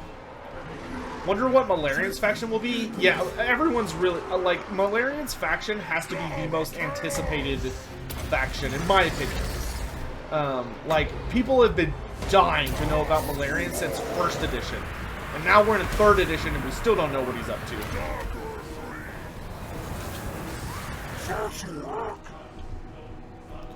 Wait, other people are allowed to have differences of opinion?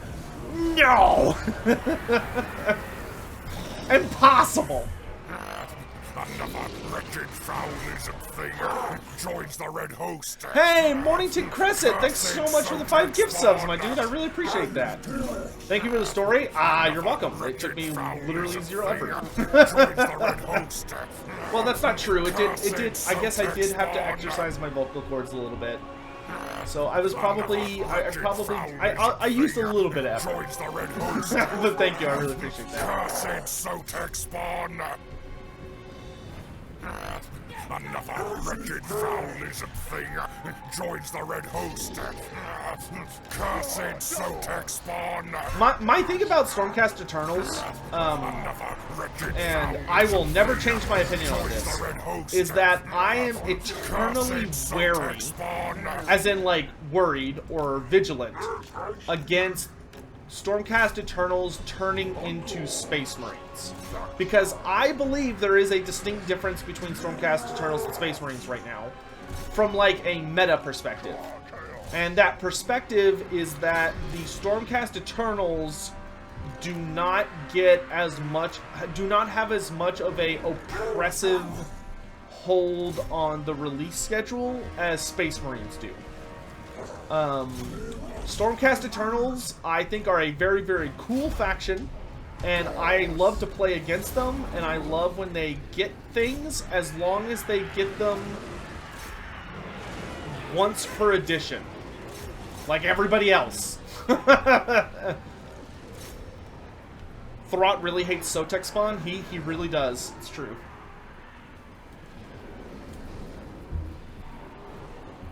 I wonder if I could dig up any of the other voice actors in this game and get like more recorded lines. I'll have to like look into that someday.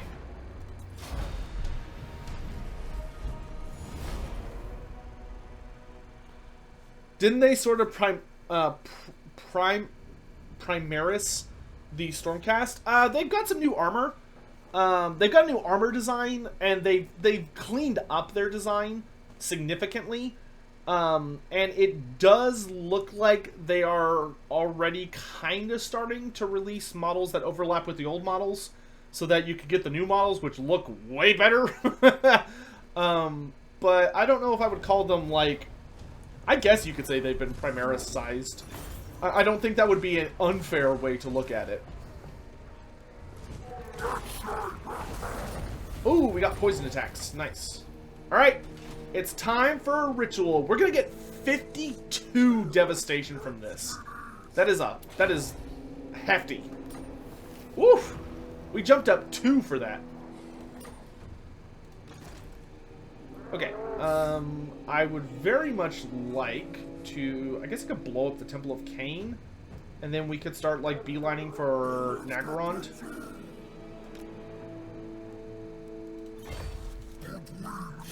I'm pretty beat up, so I'm going to take a turn to heal.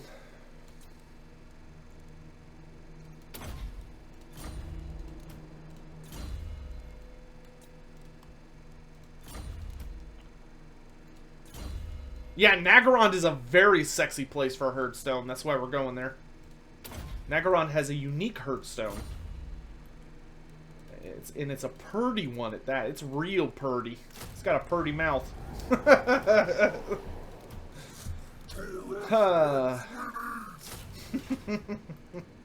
have 1,000 dread. I could get some pretty substantial upgrades for this. I could get bigger Herdstones. We could save up for another character. I kind of want to get a Doom Bull, though, as my second hero before I get any of the other named heroes. Let's get a bigger Herdstone for right now. I like being able to have level 3 Herdstones. Gives them really solid garrisons. And then let's upgrade our Herd to level 3. Which will let me get the Minotaur building. I'm actually not going to upgrade that yet because I want to get the Minotaur building.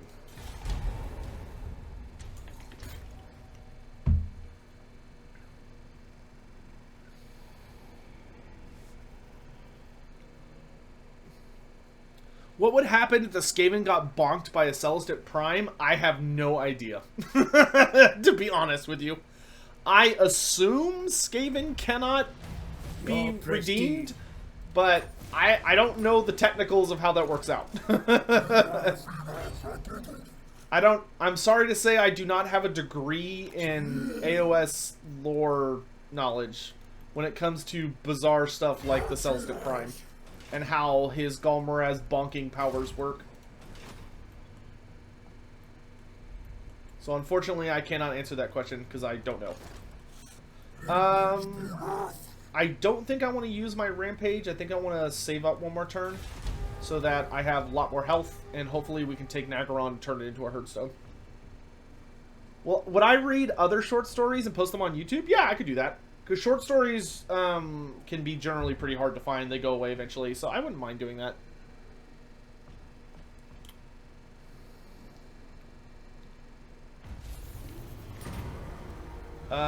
Let's take the bonus leadership.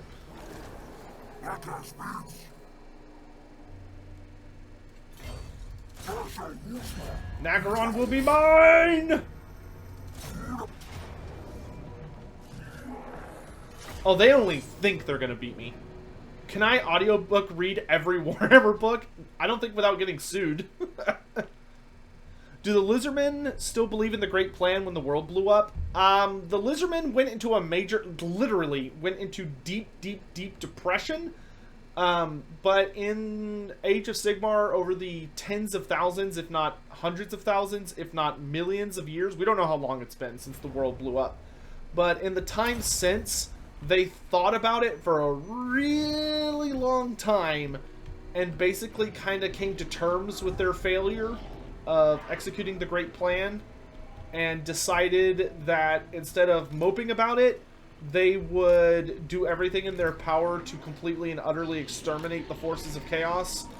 And they believe that the situation as it currently stands is merely the next phase in the Great Plan. And that it can be salvaged, and it is their responsibility to salvage it. What does Sigmar use if the Celestia Prime wields Galmaraz? Sigmar does not go into battle anymore. Sigmar stays in Sigmaron or Azir, because the thing about Sigmar is that Sigmar is the only reason the Stormcast Eternals have that nifty ability where they can just like show up in a storm and appear out of lightning strikes. The only reason they're able to do that is because Sigmar is literally throwing them. Like with his own two hands. And he has to be in Azir to do that. So Sigmar no longer is able to go out and fight anymore. That's why he gave Galmaraz to the Celestia Prime. So that somebody is at least using Galmaraz on the battlefields of the new era. Or Age of Sigmar.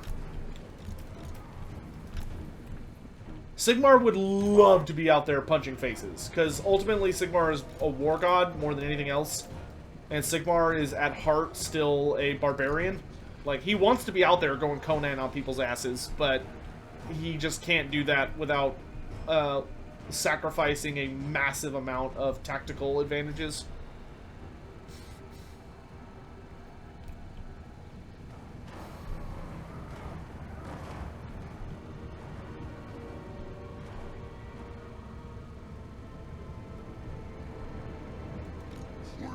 Is anybody else, like, painfully curious what the Siege rework is going to look like, and, like, praying to any gods that'll listen that it's really, really good? Or am I the only one?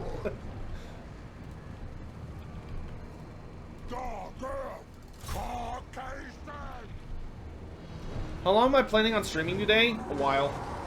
I'm going to probably be streaming for another hour at least, maybe 2 hours, depending on how I'm feeling. And then I'm going to be, for anyone that's interested in joining, I will be live streaming a game of Age of Sigmar at 4 p.m. Central Standard Time. I'm going to be playing my Night Haunts versus my buddies. Aztec, what are you playing today? I can't remember if he's playing Soulblight Gravelords or Seraphon. It's one of those, though.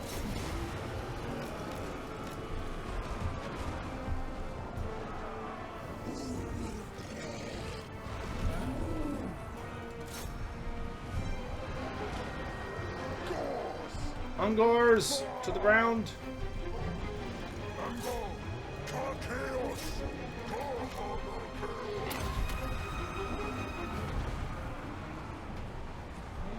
Why were Beastmen so underdeveloped? Because they never got a book in the last edition. They missed out.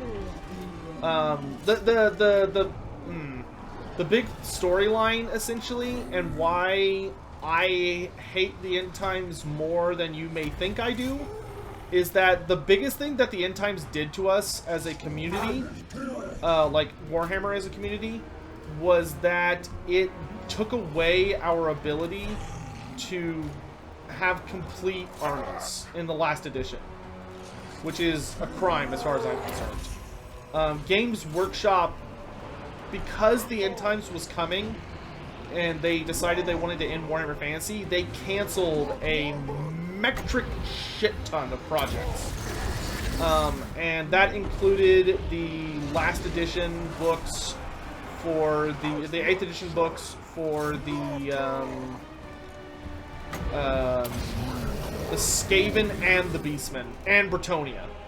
So Skaven, Beastman, and Bretonnia never got their last book. They missed out, which was a colossal shame and a huge disservice to the fans of those factions.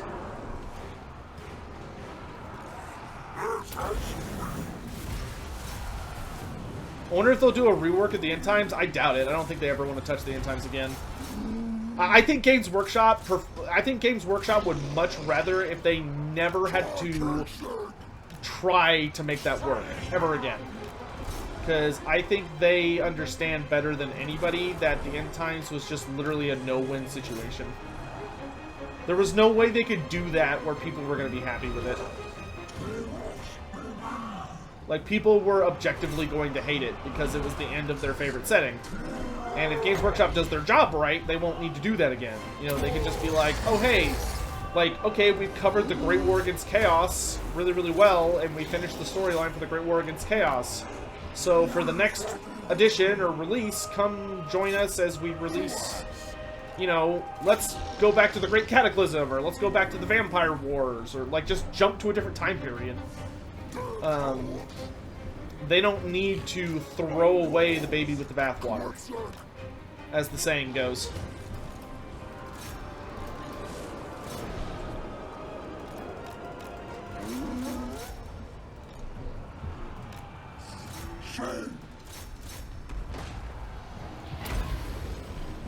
Does anyone else find it funny that they used one of the sounds? They used the audio cue that the trolls use in... that a troll uses, at least one, but the trolls use in Lord of the Rings for the Minotaurs in this game. That sound is the exact sound clip from one of the trolls in Lord of the Rings: The Return of the King. If you watch the scene where they're like laying siege to Minas Tirith, there's a scene where like they launch the catapult, and it nearly hits the orc general Gothmog. I think his name's Gothmog, because he's named after the big bad. And Gothmog like steps aside, dodges it at the last second. It's the exact same sound clip.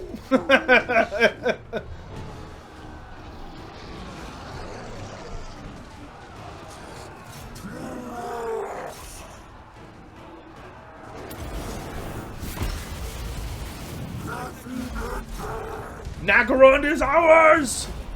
They have a Jabberwock.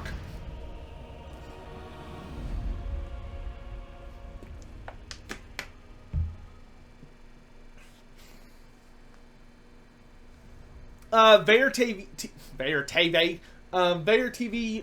yes, there is a Beastman character that shows up, which is the Harbinger. Come to raid Clan Nest. Hey, okay, Gamer! Thanks so much for the, defend Hell Pit. Thanks so much for the raid, dude. Chat, if you would be so kind as to pull out your blowpipes and your clubs and make sure to guide all these new gutless raiders into the Serpent Pit. But in actuality, hi there, welcome, raiders. Hello, everyone. I am Loremaster Sotek. Hello, hello, hello. If you're new here, welcome. We are playing the new Taurux campaign. Creative Assembly was nice enough to give us early access. And you're just in time because we took Nagarond, excuse me, which has a unique herdstone, as you can see here. So we'll be messing around with that in a hot second. And for any of you that don't know me, I'm Loremaster of Sotek. I am a floating head today, but most importantly, I am, you could say, the premier authority on Warhammer Fantasy literature. I know a lot of things about the setting, and I study it very, very intently and carefully, basically as a career nowadays.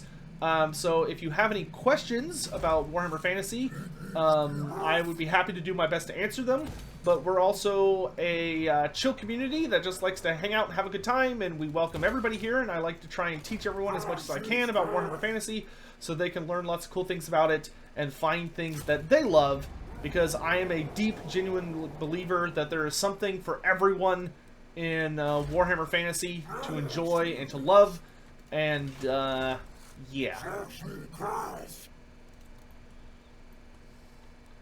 Let's see. I think we can finally get rid of these Ungors, because we can get a giant! We can get a Chaos Giant! Let's also get a... Let's get a Manticore. Let's get some monsters.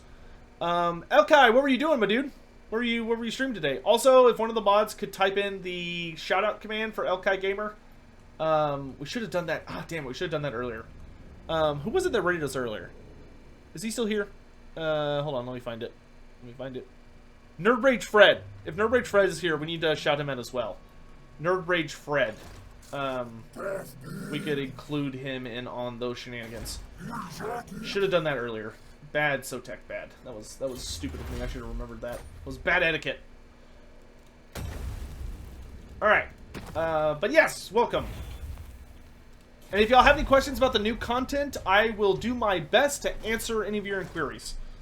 It is a very, very fun DLC with lots of free LC and other cool stuff.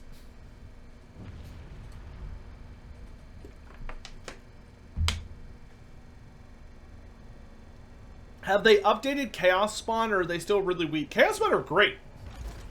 They've been great. But the thing about Chaos Spawn is you have to use them in a kind of particular way. Chaos Spawn are not designed to like run in and just kick the crap out of everybody and just instantly win your fights or anything. They are designed as a staying power. You know, they are there to provide support by reinforcing your lines with unbreakable units that have poison, which is fantastic. Alright, so let's upgrade our Herdstones to level 2. So for anyone that hasn't seen it, Nagarond has a unique Herdstone that is called the Great Herdstone of Cold. But at the current level we have it at, it gives us +3 melee attack faction-wide when fighting Dark Elves, plus 15% success chance locally, +3 armor faction-wide. And the big thing about it is that once we have it at max level, the sexy thing is that +5 armor faction-wide and +5 melee attack against Dark Elves faction-wide. It's not a massive bonus, but it's enough of a bonus that it will help us rage smash a bunch of pointy ears. Can Beastman destroy the Warriors of Chaos Invasion now? If you want to, probably. Was I able to take a peek at Nakai? Not yet. I have not looked at Nakai at all. What I mean is that they die very fast. Chaos Spawns still do not have any armor, if that answers your question. However, if you play as Morgur, there is an upgrade you can get for your Chaos Spawn as Morgur, and it gives your Chaos Spawn, not only does it give them regeneration, but it gives them horrible regeneration, which makes it where not only do they regen, but any models that are dead also will be resurrected. So they're like vampire counts that have had their healing spell cast on them, which is hilarious. What is Lumi's profile picture? It's like a... That's a good question. Just follow me on like Twitter or something, dude. I'll message you there. This is not really the place or the time.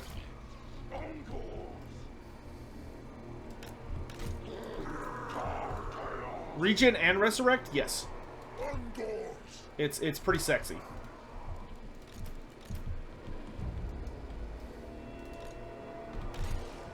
No, that's not what I wanted.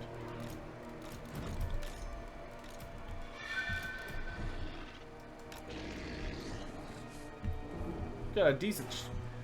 Am I sad we did not get Monogod Gores? No, because we are getting Monogod Gores... Well, not Gores, but we're getting Monogod Beastmen in Warhammer 3. And I am hoping that they will be added to the Beastmen once Game 2 is integrated with Game 3. But you can, if you go watch... I have a YouTube video talking about it. But there are a new type of Minotaur in Game 3 for Khorne that are called Khorne Bulls. Which Khorne Bulls are armored Minotaurs with great weapons, I think? And those are pretty damn sexy.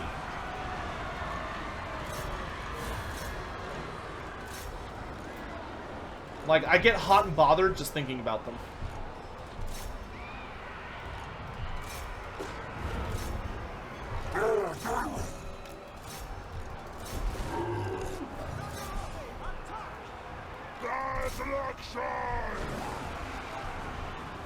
And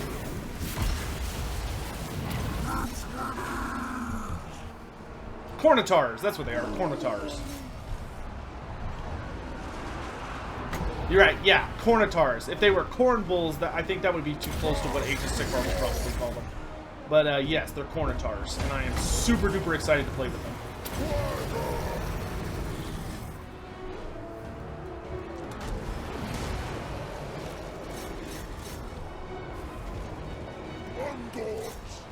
More Beastie Boys!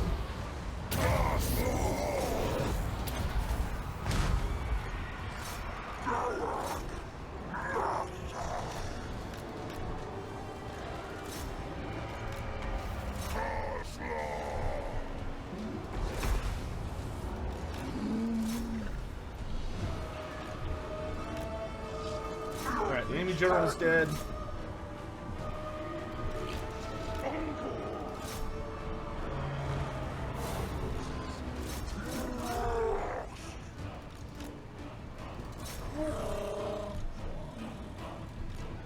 Good work, my babies.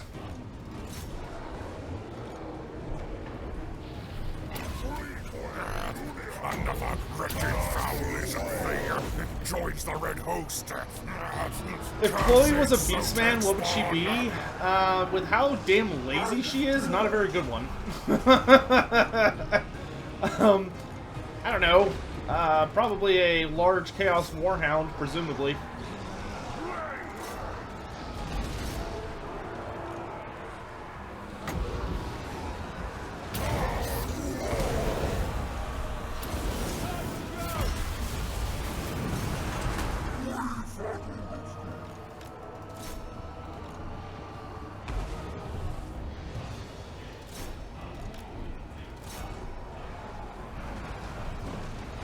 Tzeentch reveal soon, please? I think it's either Tzeentch or Slaanesh next.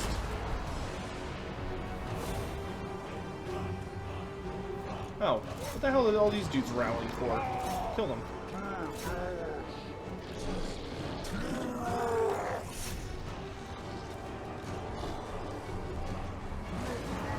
You can get a den so I can get poisonous warhounds. Chloe is Red Maw's daughter. That'd be fitting. Can we get some slow-mo action of the new unit? I will definitely do it in the next fight, because this fight's already over. But I will definitely give you some slow-mo Gorgon action.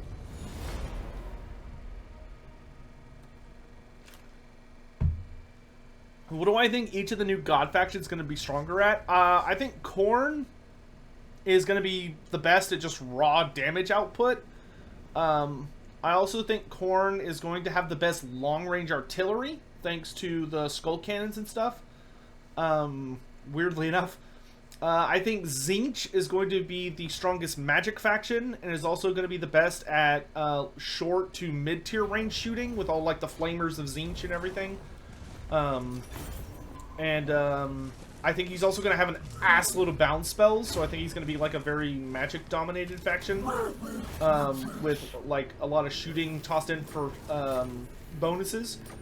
Outside of Nurgle is, I think, going to be the absolute tankiest one, and is going to be really, really good at being able to endure really long, drawn-out fights, with a focus around a lot of good support mechanics like poison.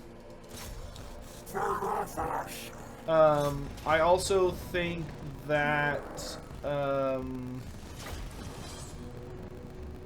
then Slaanesh, I think, is going to be insanely fast and have a lot of armor piercing and debuffs. So I think Slaanesh is going to center mostly around debuffing enemy stats, causing Rampage effect on a lot of people.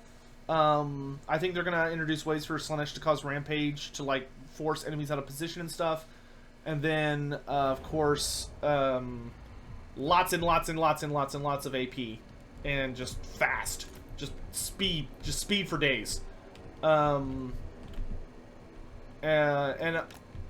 yeah, hopefully that answers that.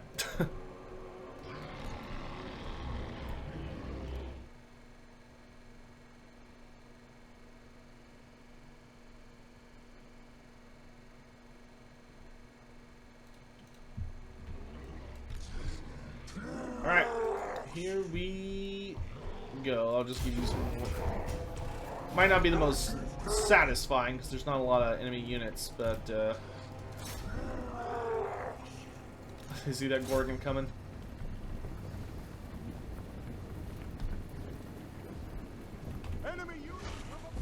Oh wait. Wait! Activate the slow-mo! Then that, and then that.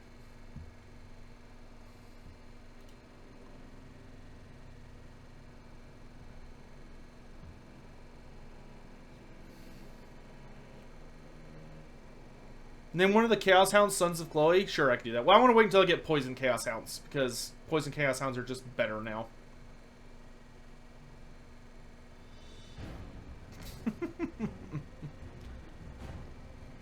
Zungor Shamans and Skyfires would be so dope. I really don't think you're going to see those. Those are very, very heavily AOS stuff. Even though they would have made total sense in fantasy, I just don't see them being added. I think that you're probably going to get one God Beastman hybrid unit per faction. So, like, we got Cornitars.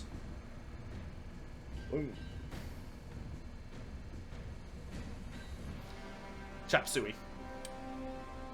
What Lord Pack do I want to see first for Game 3? For Game 3, I think the first one I would want to see is Kislev versus... Oh, that Sorceress made a bad decision. Lady, are you crazy? I would probably want to go with Kislev versus... Maybe like Kislev versus Norska? Yeah, I'd probably go with Kislev versus Norska. Or maybe like, I don't know, Kislev versus... My thing for the Lord Packs is I do not want Game 3 versus Game 3. I think Game 3 versus Game 3 would be super boring and dumb. I want Game 3 versus Games 1 or 2. So give me like... Or no! Kislev versus Vampire Counts. Kislev versus Vampire Counts. That's what I want. Yes. Kislev has a really interesting history with Vampire Counts. Because there was actually a Lamian vampire who was a Tsarina for a little while. I think it was Katharina the Bloody or something like that. That would be kick-ass. Give us Neferata versus, like, Baba Yaga. I'd be down. I'd be super down.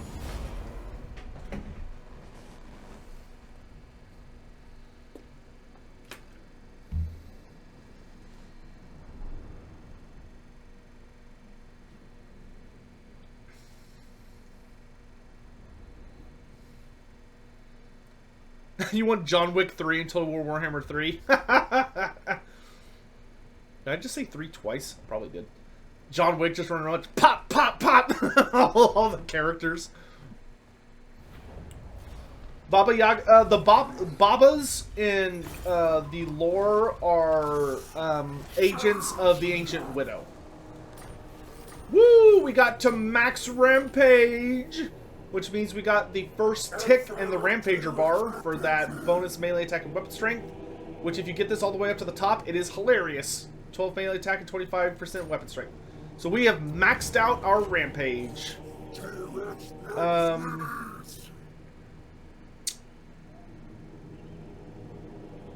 I kind of want a Wargore. Oh, wow. This reduces the dread cost for all Minotaur units. But I'm not going to be able to get that, I don't think, in time. Because I don't have enough dread for that yet. I think I'll take this one. Make it so I can hire another Gorbol really cheap.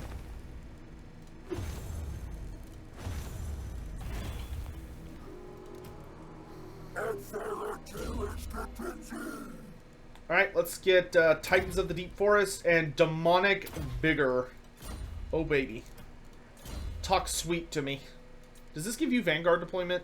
Yes, it does. Get on that chariot, boy. I really like the way they did the Tuskor chariots. The Tuskor chariots are quite enjoyable. Alright, so we could get Strength of the Land, Missile Resistance and Armor, Melee Attack, or all Minotaurs cause terror. I'm probably going to go with multiple Doombulls in this army. So let's go ahead and have the first one make all of our Minotaurs cause terror. Wait, I don't get that from something else, do I?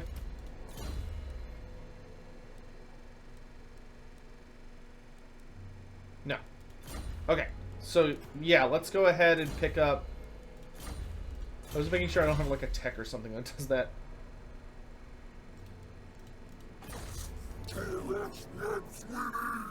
Okay, good. Yeah, let's go ahead and get terror-causing Minotaurs. Does Nakai stand a chance against Taurux one-on-one?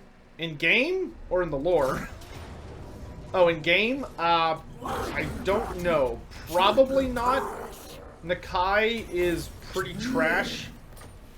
And I don't think that has changed. Oh, we got some nice armor. Glittering Scales? Glittering Scales is super good on Taurux. -5 melee attack for everybody near me? Yeah, sure, I'll take that. I think it's time for us to go get our axes. What do y'all think, chat? Ooh, we got Juggernaut. Nice. Let's go ahead and finish off this settlement. That way I can get regeneration. We'll raise and advance so I can get some healing. Blinded Rage. Achieve 4 victories. Achieve victory in 4 battles in a single turn. Plus 20% Rampage for winning multiple victories. Unstoppable Force. Gain 8 momentum. Plus 1 momentum on new Rampages. Well, we might as well, like, use as much of our momentum as we can, since we've got a Rampage going. Because I can't use momentum... Oh, no, I can't use it anyway. Damn it. I forgot. I already maxed out this Rampage, so I can't do anything else in it.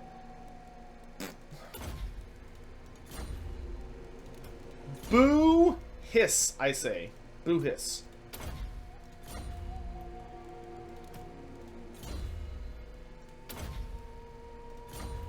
The only bad thing about the Gorbol is you cannot get regeneration very easily on the Gorbol. Well, you can, but not via items. Or, sorry, not via upgrades. You have to do it with items, which, granted, there's quite a few regeneration items in the Beastman roster now, but that's beside the point. I can hire some... What is my... Let's hire another one of these guys. 2 leadership and 2 melee attack.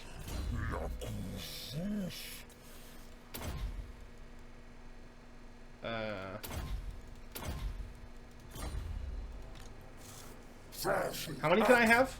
Yeah. Yeah! More Doombulls! More Doombulls! Infinite Doombulls!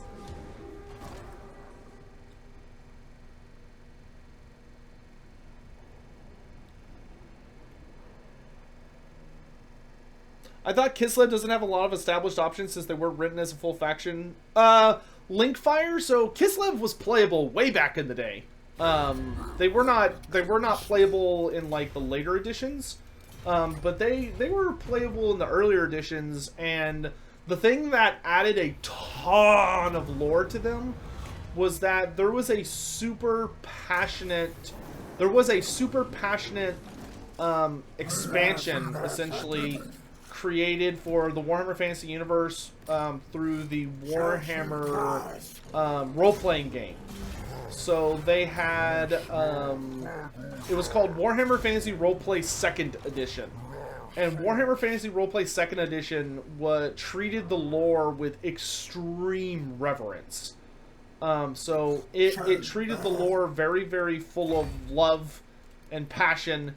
And the creators behind it did everything in their power to make the lore better as much as possible, and just to expand upon it as much as they could. Don't forget my special rating stance. That's true. I keep forgetting that Juggernaut stance, which is or Juggernaut rating, which is your rating stance. I forget that Beastman can heal while raiding. My brain's always like, oh, I have to be in X stance. Let's loot race. Oh, new Rampage! more Rampage. You get a Rampage, and you get a Rampage.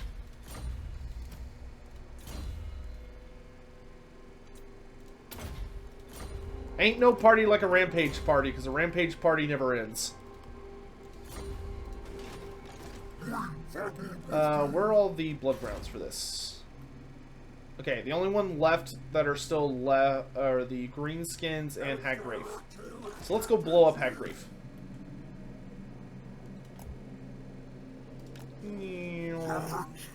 Can I get there this next turn?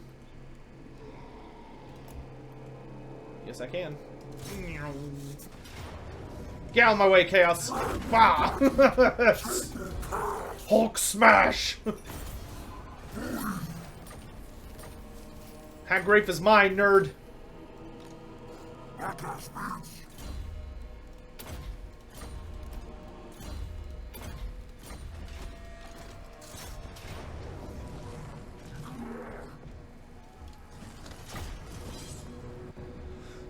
So the roleplay 2nd edition added good lore for Kislev? Yes, it was a supplement called Realm of the Ice Queen, and you can find it very, very easily online. For free.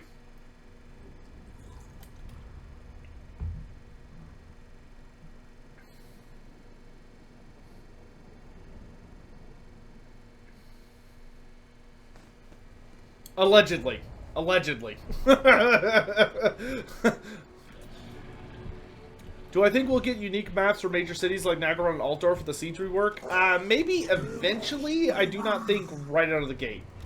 That's a lot of work for very little gain. Like, hey, here's a bunch of super unique map, or like to be like, hey, here's a bunch of unique maps for content that you're maybe gonna see a few times. Like on average once per campaign, unless you're just like defending over and over and over and over again. You know what I mean? So I don't see them going completely ham on that until maybe like a lot later. What difficulty is this? This is the 2nd highest difficulty on everything. So it's hard battles and very hard campaign.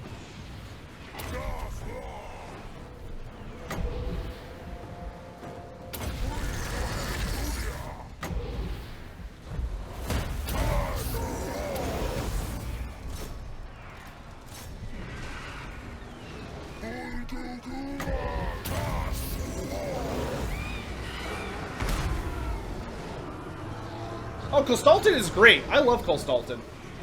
Is Kostaltin the Kisfalite Malobod? No. I would say that he's just Warhammer Rasputin. I wouldn't really compare him. I don't think he's like Malobod at all. Malobod was a character who, granted, his End Times incarnation was garbage.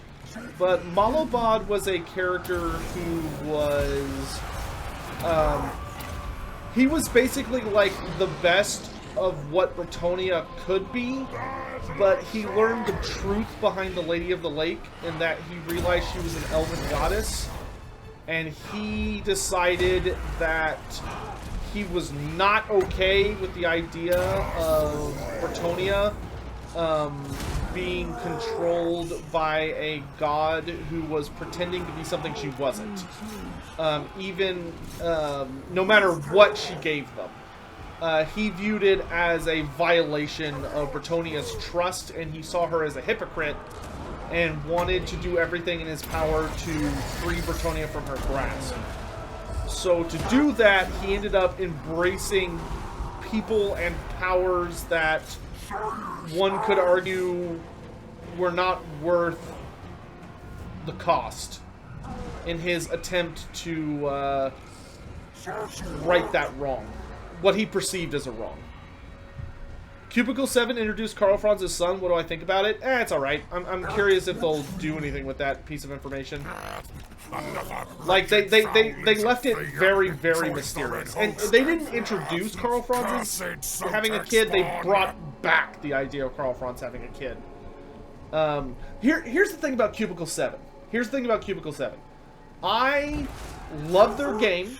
I think Warhammer Fantasy Roleplay 4th Edition, as someone who has played Soulbound, as someone who has played a good amount of D&D 5th Edition, and 4th Edition, I think, or maybe 3rd Edition? I don't remember what edition it was. But I've played quite a bit of D&D 5th Edition now.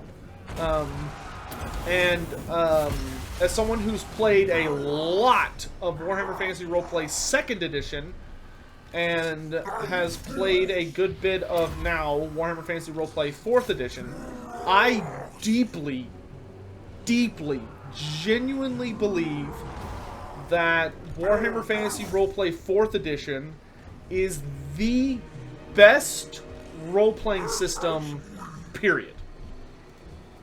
I think it is the best tabletop RPG role-playing system that is out there. I think the combat is spectacular and vastly superior. I think the role-playing elements are vastly superior. I think the game system is it's wonderful. However, that being said, I really do not like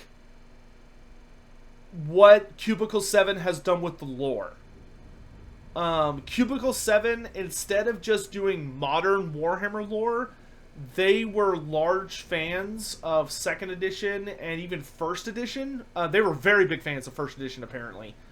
And so, instead of doing the lore from, like, modern Warhammer Fantasy, or, like, where Warhammer Fantasy left off, they decided that they wanted to do lore, that is, like, a mix of the different time periods. So, the lore in their books is complete dog garbage, and I hate it. I hate it so much. Like, to the extent that, like, there have been some dramatic changes that I deeply despise. There have been some changes that I thought were really interesting and kind of cool. Like, bringing the gnomes back. I thought the way they did that was really clever and really smart, because it added a really interesting dimension and race to Warhammer, and it's very easy for you to just be like, hey, I don't want to use these, I can just totally ignore them, and that's totally fine. But, like, when they came out and, like, completely changed a lot of the elector counts, and, like, changed what the provinces of the Empire even were, get out of here with that shit. Absolutely get out of here with that shit. Cubicle 7 does some horrible lore decisions that, as someone that really enjoys Warhammer Fantasy, ruffles up my feathers like nobody's business. Like, Cubicle 7 can absolutely miss me with all of that garbage stuff they've added for the lore. I absolutely despise it. They massively butchered the lore of the Empire. And I think it was horribly handled. So, yeah. Rules are good, though. Why does Games Workshop not stop them? Because Games Workshop doesn't care. Games Workshop... Okay, so here's the thing. A lot of people a lot of people seem to think, for some reason, that Games Workshop gives a flying shit about Games Workshop. Like, at all. If you think that, you are sorely misled. Sorely misled. Games Workshop does not care about Warhammer Fantasy. Especially, like, modern age Warhammer Fantasy. So, like, the 2500s. They don't give a crap. They don't care. The only thing Games Workshop cares about right now is they care about the old world. But Games Workshop has never cared about their lore. Like, you have to practically pull their toenails off one at a time to get them to do a good job on lore. They just don't care. They're worried about money. That's it. Games Workshop is not a company that, and granted, it's because they're a company, right? They do not give a rat's ass about, like, how the universe changes, or if they're, like, holding true to the ideology of the lore and making sure that they respect the source material and yada yada yada. They don't give a rat's butt. You know, they are doing their own thing, and if you don't like it, then you just ignore it. That's what everybody does, and that's what I would recommend doing, because I think it's the only healthy way to deal with them. Like, you know, the thing about Games Workshop is Games Workshop has always been the kind of company where, like, when confronted by people who are like, oh man, your lore is, like, really messy, dude. Like, I don't understand what's canon and what's not canon. Games Workshop's answer isn't to be like, well, here are our resources so you can find the canonical storyline. They instead, like, look you straight in the eye and they're like, oh, everything's canon. Everything's canon, but also nothing's canon. So, like, whatever is gonna make you spend money, that's what's canon. They don't give a shit. That's why, like, I always just want to roll my eyes into orbit whenever someone's like, well, Games Workshop says, it's like, dude, Games Workshop doesn't give a shit. You cannot look to Games Workshop for the lore. You can't even look to Black Library for the lore, depending on, like, what the concept is. Like, the Horus Heresy, yes, absolutely. You can look to Black Library for the Horus Heresy and get answers, and those answers will work, and it's great. But that was, like, because they learned that people would pay them a massive, massive amount of money, and they could make an entire side game that would make a lot of money if they developed a continuous storyline where the authors were forced to check in with each other. And, like, actually write good stories. But fantasy does not have that. Fantasy does not have anything like the Horus Heresy, where the authors actually had to check in on each other's work and, like, pay attention to what was going on.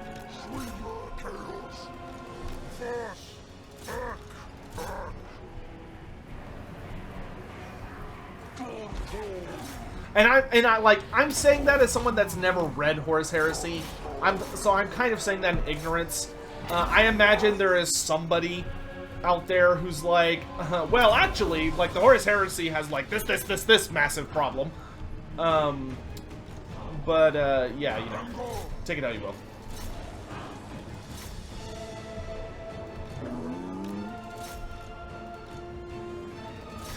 I mean, even with Total War, I don't think Games Workshop started paying attention to Total War at all until Total War Warhammer 3. I think Total War Warhammer 3 is finally when Games Workshop was like, oh, we should probably, like, actually pay attention to this. And even then, they're still pretty hands-off, from what I understand. Which I understand a lot. I would say that, like, Games Workshop still has a pretty hands-off approach to dealing with a lot of stuff. Because, like, when it comes to like designing Kislev's faction, Games Workshop was like, oh yeah, we want to be pretty hands-on on this because this is going to affect Warhammer the Old World, right? Like, we already know they're releasing Kislev as one of the starting races, or at least one of the very early races, so they're like, okay, yeah, we definitely want to have our hands in this pie, because we want to release these as minis, which is probably why there's so many goddamn bears. Oh, Krusty Baby Cakes, I'm so sorry I missed your Prime sub earlier. Also, Priosis, thank you very much for your Prime sub as well. Good grief, I got totally wrapped up in whatever the hell I was doing. However, I will say that when it comes to, like, modern stuff, like Kostalton, Games Workshop doesn't give a shit about Kostalton. I don't care. I don't give a crap. As long as it's, like, vaguely on brand, they're not going to use them. Kostalton's not going to be playable in Warhammer the Old World. Because Kostalton's not going to be born for, like, another 300 years. So how many shits does Games Workshop give about that character? And he actually turned out really cool. Don't get me wrong. I love the bears. I love the bears. I think Ice Witches riding on bears is too much. Ice Witches should not have bears as a mount. I think that was too far.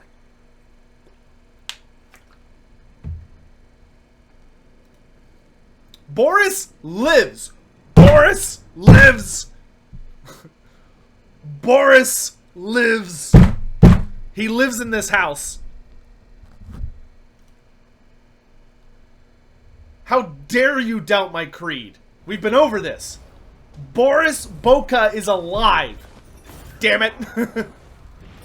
Boris is alive, and when we need him most, he will return. He is alive, and when we need him most, he will come over the horizon.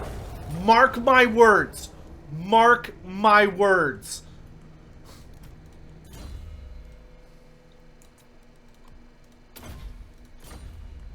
He may be lost to us at this time, but it's only because he's in the Chaos Waste kicking the crap out of somebody. But when we need him most, he will come.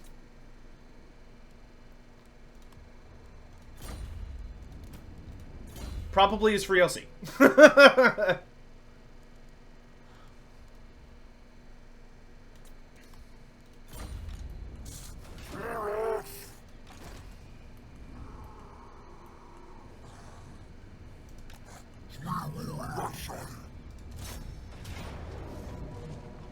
Yeah, okay.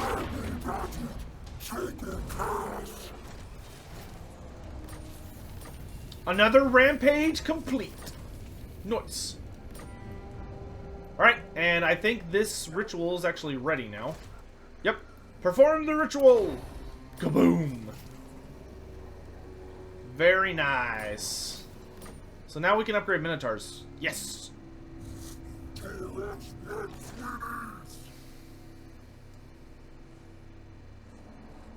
Like, don't come in this house doubting that Boris is alive. That will not be accepted here.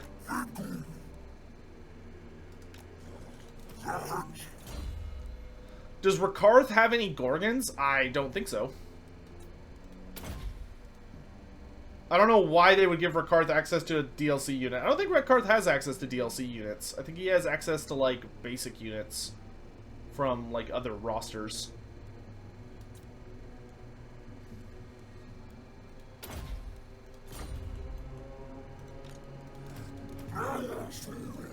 I can check at the end of the stream, but I don't think he does. Yeah, Boris, if Boris is going to be playable, mark my damn words. And when he is, they're going to give him his loyal steed, Erskine. Because Erskine is best boy. I don't have enough population. Let's get the Mound of Blades. And the Pile of Flesh. And then I'm gonna upgrade... Oh wait, I just earned my last Cataclysm, didn't I? Oh, I didn't claim any of my rewards. Whoops. Whoops. Let's take... Ward save for everyone in the army. Let's take lower construction cost. And let's take increased dread cost for upgrading Minotaurs. Okay, because that'll make these buildings cheaper. Yes, much cheaper. And that will also let me get Minotaurs upgraded much cheaper.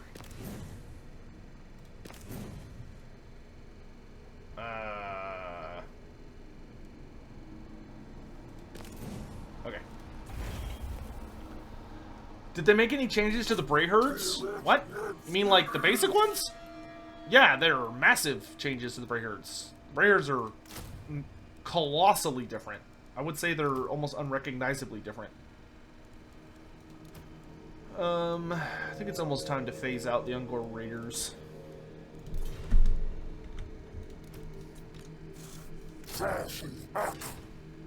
Should more of these spread chaos corruption and not care about it, or should it be reworked as part of the new mechanic in which you can deal with demons at the cost of chaos corruption, which should be a bad thing? Phil, I think it depends on what direction they decide they want to go with Morathi. It's kind of a, man, that's a hard one. Like, on one hand, I really like, personally, that they took Morathi in the direction of, like, they're like, being, like, huge nod to her design from the Storm of Chaos when she led a sub-faction called the, oh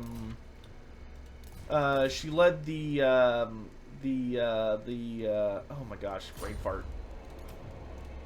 The Cult of Pleasure.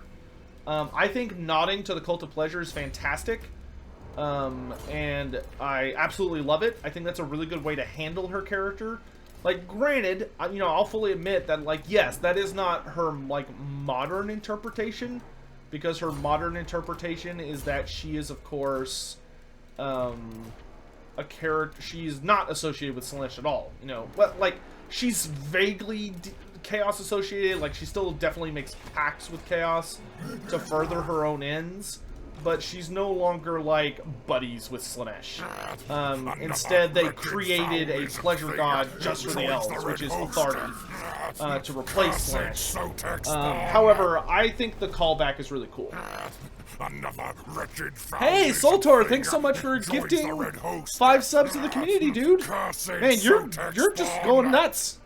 Thank you for the very generous support, my dude. I really appreciate it.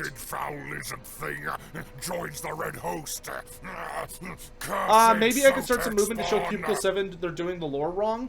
Well, I mean, I don't want to. Joins the red host. Cursed Sotek spawn. I have very strong opinions about Warhammer Fantasy lore and literature. Joins the red host. However, Cursed as I kind of said before, I do not consider myself to be like. I do not consider myself to be, like, God. Or, like, it's my way or the highway. Like, Cubicle 7 can do whatever they want. I'm gonna criticize what they do because I don't agree with it. But I don't want to, like, harass them and be like, oh, you're not doing the lore the way I want it done, so therefore it's bad. I'm not okay with that. Like, I will probably make videos talking at them at some point in the future, but I want to be. I don't know. There are just certain rules I have in my head about how I want to handle that. If that makes sense. It's definitely something I will do. But I want to be careful how I do it, because I do not want to give them a negative experience encountering me or my community. Hopefully that is an understandable perspective.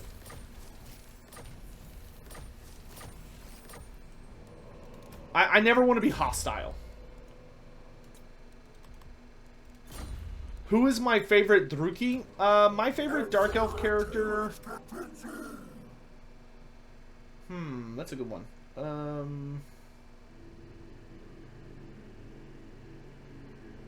My favorite Dark Elf character is probably Malekith. I really like Malekith as a character. Malekith has excellent character design and has a super interesting story that I think is really fun and engaging to read.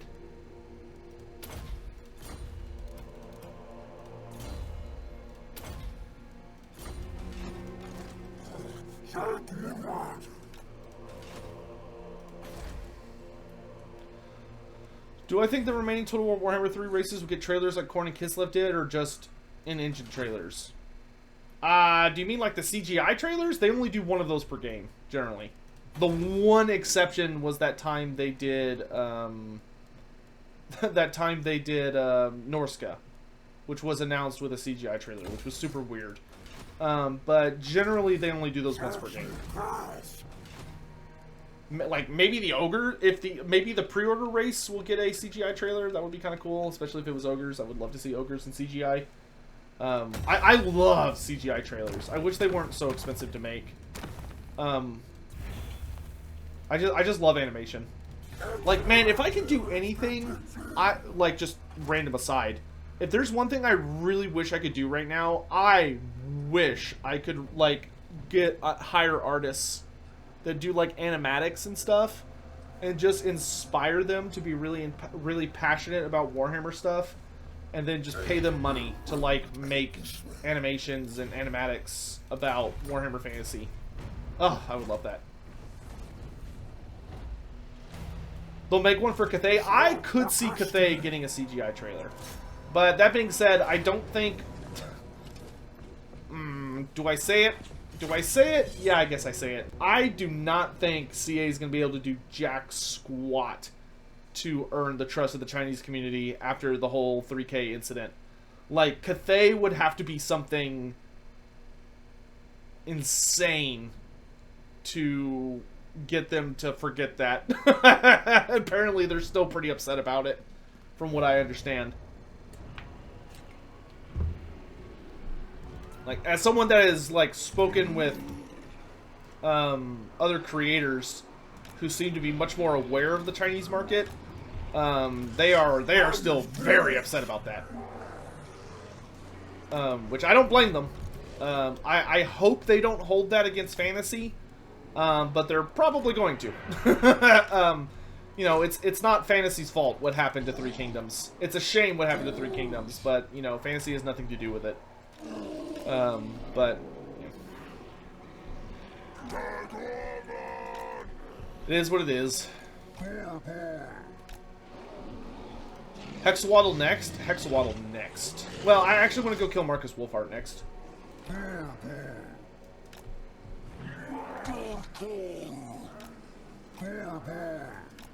Now we're getting an army. Oh yeah. It's all come together. What happened to Three Kingdoms? I don't know. Well, like what happened to it was that it got canceled.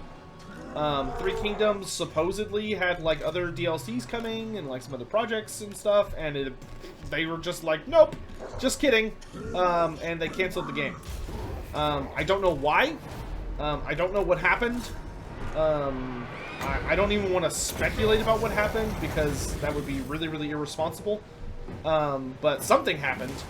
And as a part of that something, for whatever reason, they just announced that Three Kingdoms was not going to be receiving any more support.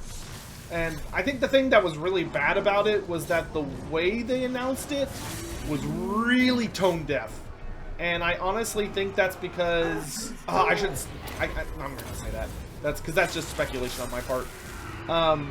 It was just a bad situation all around. Like, it was a good game.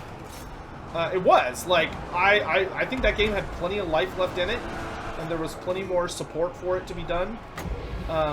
But they just... something happened. Something happened.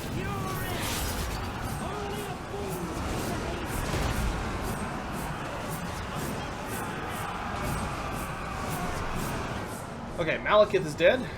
Let's deal with his Harganeth. Those aren't Harganeth. Those are Blackguard. Get them dealt with, and we're all good to go.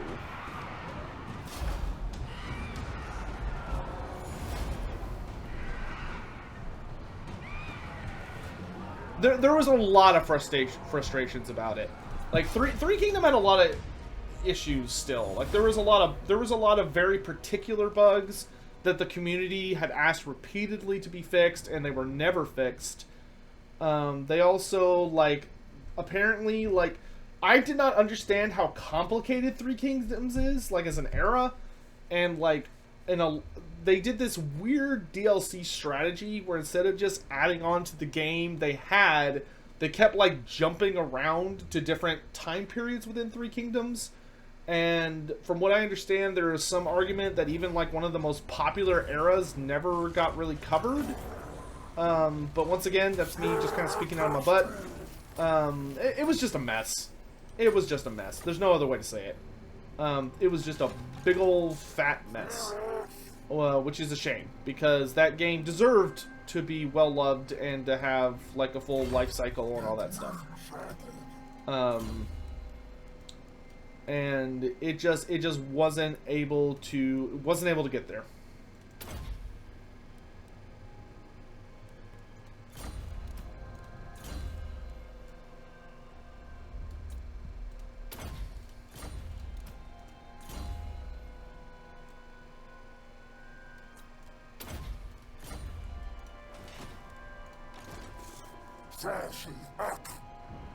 Which like I said, my heart absolutely goes out to those dudes, because that's horrible for any community to have to go through. Just like a company walking up and be like, "Hey, by the way, like your game's just."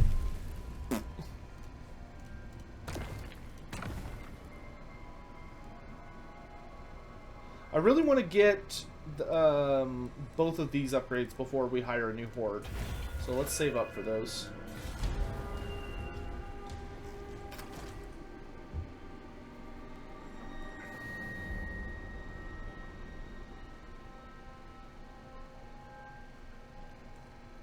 Yeah, Born to be King. Okay. Yeah, I don't know anything about Three Kingdoms. Unfortunately. That's just one of those things that I never really got into.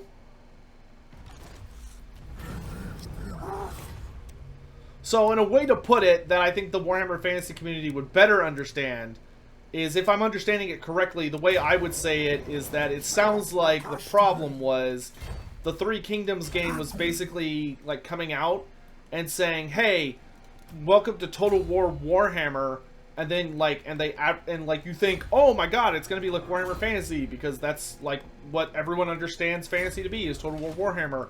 And then you go in to play it, and it ends up being Age of Sigmar. that's how I understand it to basically have been, like, the whole mess up. Like, you walked in expecting one era or setting, and there's a lot of recognizable things in Age of Sigmar, but it's not the same thing.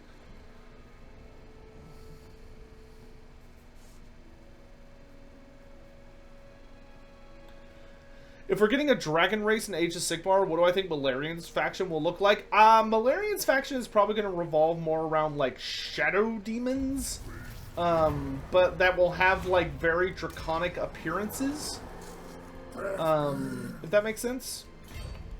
That's what I'm thinking, but I have no idea. We'll have to wait and see.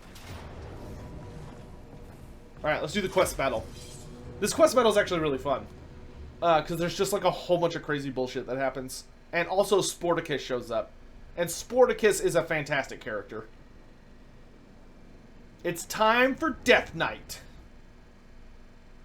I mean, the whole point of this quest battle is basically that just, like, Taurux goes uninvited to a massive mosh pit and just, like, takes it way too far.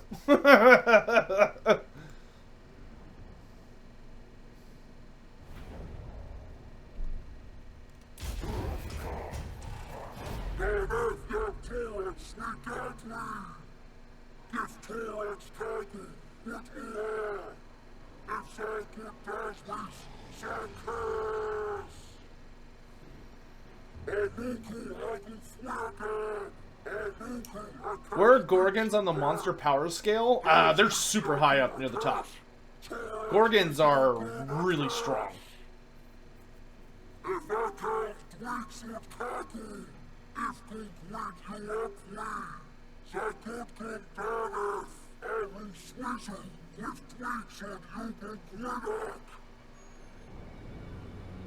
I demand buff Lady Vikings and will die on this hill. I don't see a reason why we would not get buff Lady Vikings at some point. Let's get rid of their ammo. I love this army ability so much. Vile Entropy. You just throw it on a bunch of shooting units and just boom! They lose 50% of their ammo. Wow. Oh, it's beautiful. Alright. Minotaurs! Form the line! We're gonna go smash some elves. And not in, like, the fun, sexy way, but in, like, the brutal, violent way. Well, in the... Never mind. Never mind.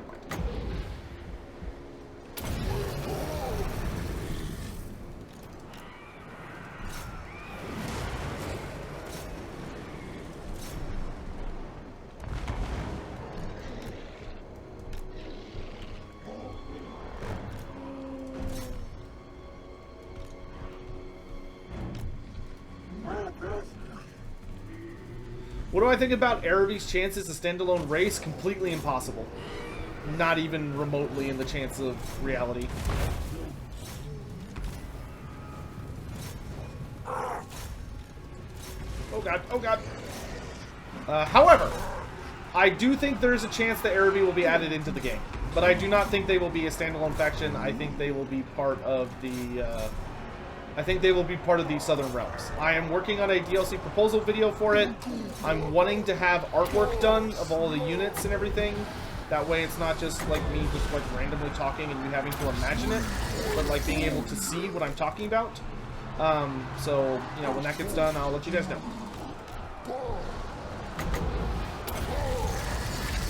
But I am a huge proponent of Araby being playable. I think Games Workshop needs to make that happen. Just like they did with Cathay.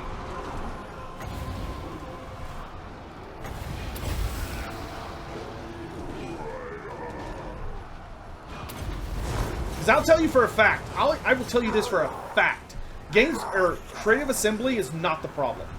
Creative Assembly is not the problem when it comes to Araby. It's Games Workshop.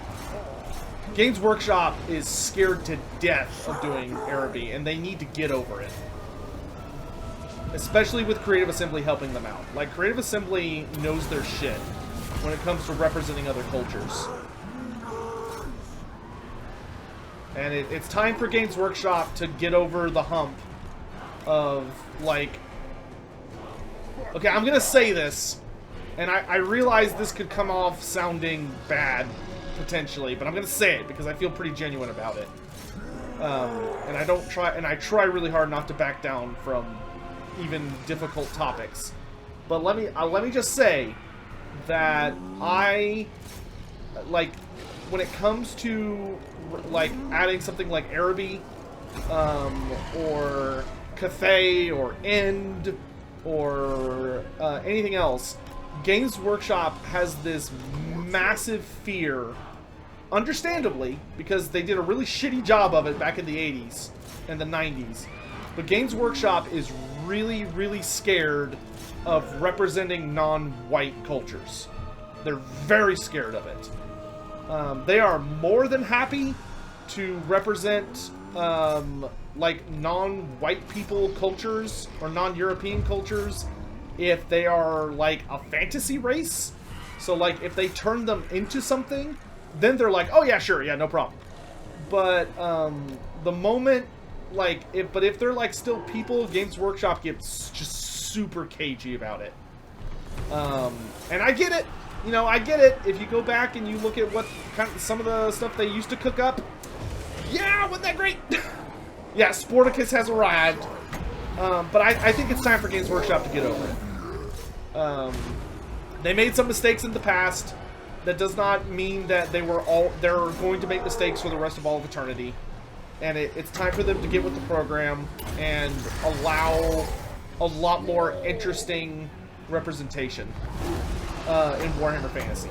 Like, I want to see other cultures get their moment in the spotlight. And the thing for that is, like, it's not because, like, I'm sitting there, like, in my armchair being like, yes, we should have every human culture represented. But, like, I've talked to so many people, so many fans of Warhammer Fantasy from across the world. And the thing that I always hear over and over and over and over again that has made me feel so strongly about this is every time I talk to people from, like, India or the Middle East or China or Indonesia or Africa, like, they're always like, man, I would love to see, like, them Warhammerify my nation, my culture. Like, I want to see how they, like, interpret, like, the major figures and the major units and the major legends and mythological creatures and all that shit from my culture. And I'm like, that sounds awesome, dude. That sounds so awesome. Why aren't we doing that? And you just have Games Workshop, like, cowering over in the corner. And they've just got to get over it, dude. They got to get over it. Sorry. I just, like, that's just something that I feel like needs to be said from time to time. Yeah, they already did the US with the Dark Elves. Yes, but Games Workshop, I think, being the Dark Elves, I think they feel like they can get away with.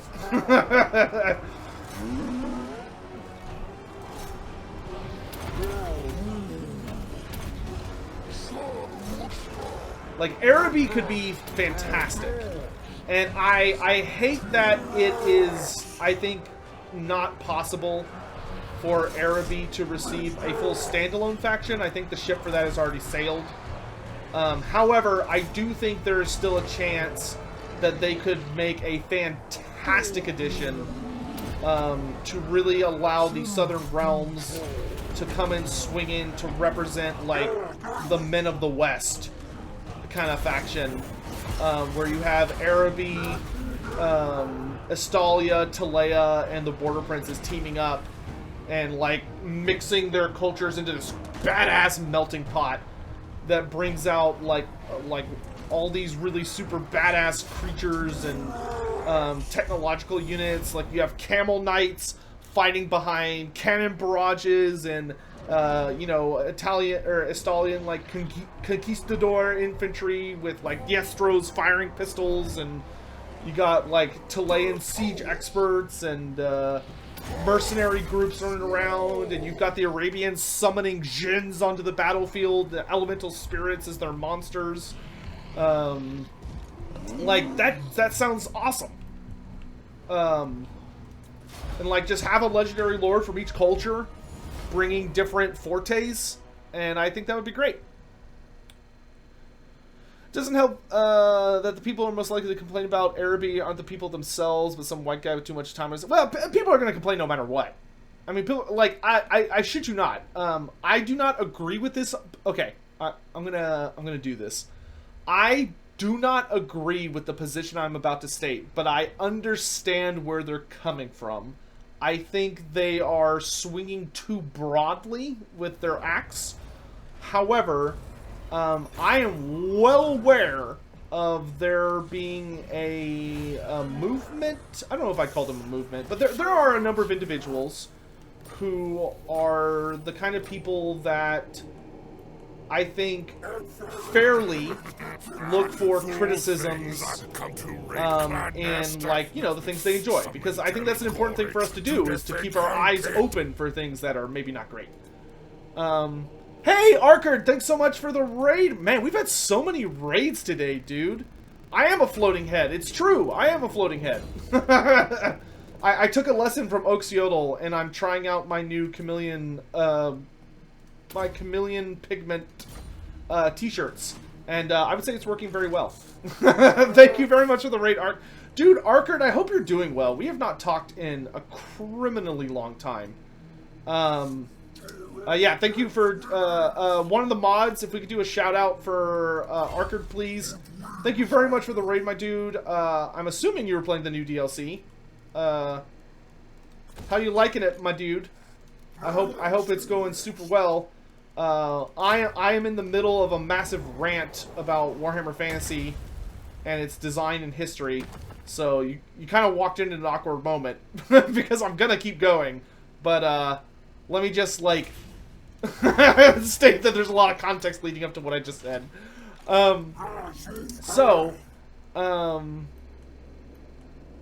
Oh, you were checking out the me and the Cloyodon? Awesome, dude. I hope you had fun with it. I hope you didn't kill me. What I was saying is that, real quick, if you're from Arkard's community, you don't know who I am, by the way, hello there. I'm Loremaster of Sotek. I'm one of the premier authorities. I'm one of the people that knows a lot about Warhammer Fantasy. I know a lot about the lore, the literature. I played the tabletop games. I played the board games. I played the RPG. I study them. I own them. I've got just tons of books. I'm really big into Age of Sigmar. I'm really big into Warhammer Fantasy. I grew up with Warhammer Fantasy. I'm heavily involved with Total War and helping out their game. I'm heavily involved in the Chaos Rising Warhammer movie. Well, not heavily involved, but I help support it significantly. I do a lot of things. If you have any questions about Warhammer Fantasy, I'm happy to do my absolute best to answer them. We are so happy to have you here. I hope you'll consider sticking around and having a good time, whether you just want to lurk or hang out and chat or even join the Red Host and become a sub. If any of that interests you, please join up. And yeah, thanks for coming. And we are a heavy gates open, come on in community. So we try and make this place happy and great for everyone. And yeah, that's it. I'm a chameleon Slann. I'm a chameleon whatever you want me to be. It's because I'm a chameleon, baby. I'll be whatever you want me to be. So anyway, I got super distracted. So what I was saying is that there's a community out there that... oh yes, also I have a YouTube channel, Loremaster of Sotek on YouTube. You should check it out. I have tons and tons and tons and tons of Warhammer lore. There's some people I know on Twitter who I've seen that, and like I said, I don't agree with this take, but I understand where it's coming from. There are people who feel that like the concept of savage orcs, because they're called savage orcs, you know, there are people who believe that it is a like genuinely racist faction because it uses the term savage, which, you know, doesn't have a great history as a term in human culture. Which is one of those things that personally I don't agree with that particular take, and the only reason I don't agree with it is because the greenskins are not humans. They are literally based on Europe, like British soccer hooligans, which if anybody has been paying attention to the soccer stuff going on right now, like the World Cup stuff, and like how some British fans have been handling that entire situation, I feel the greenskins are still... I feel that orcs are still a very accurate representation of that community. So like, you know, when you're talking about that kind of stuff, you know, there's always a lot of nuance and things you have to talk about and deal with. But yeah, I really, really, really want to see Araby. I want to see a lot more of the human nations become playable, because we have reached a point where Warhammer Fantasy, or Total War Warhammer for Fantasy, is in a really good place, and we have a lot of amazing races. And I hope we get even more amazing races. Like, I do hope that we get the snake people, who represent, or of the Snakemen of Koresh, the Naga. I really hope we get the Naga, and they bring a lot of that really hardcore Indonesian influence in with them. But I hope we get a lot of new human cultures too. And Games Workshop needs to not be afraid of them. Games Workshop needs to understand that people are really, really excited at the idea of seeing a lot of those new, or a lot of those cultures brought to life. Whether it's Araby or End. You know, we're getting Cathay, but that took a lot of effort. Cathay was not something that happened in a single move. It was something that had to be fought for. Yeah. I'm gonna stop myself before I end up saying something stupid. How dare I call out orcs and hooligans? We're a proud people!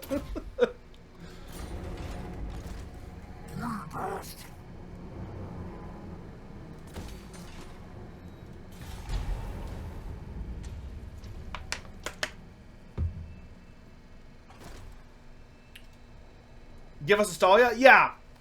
You know, all the Southern Realms.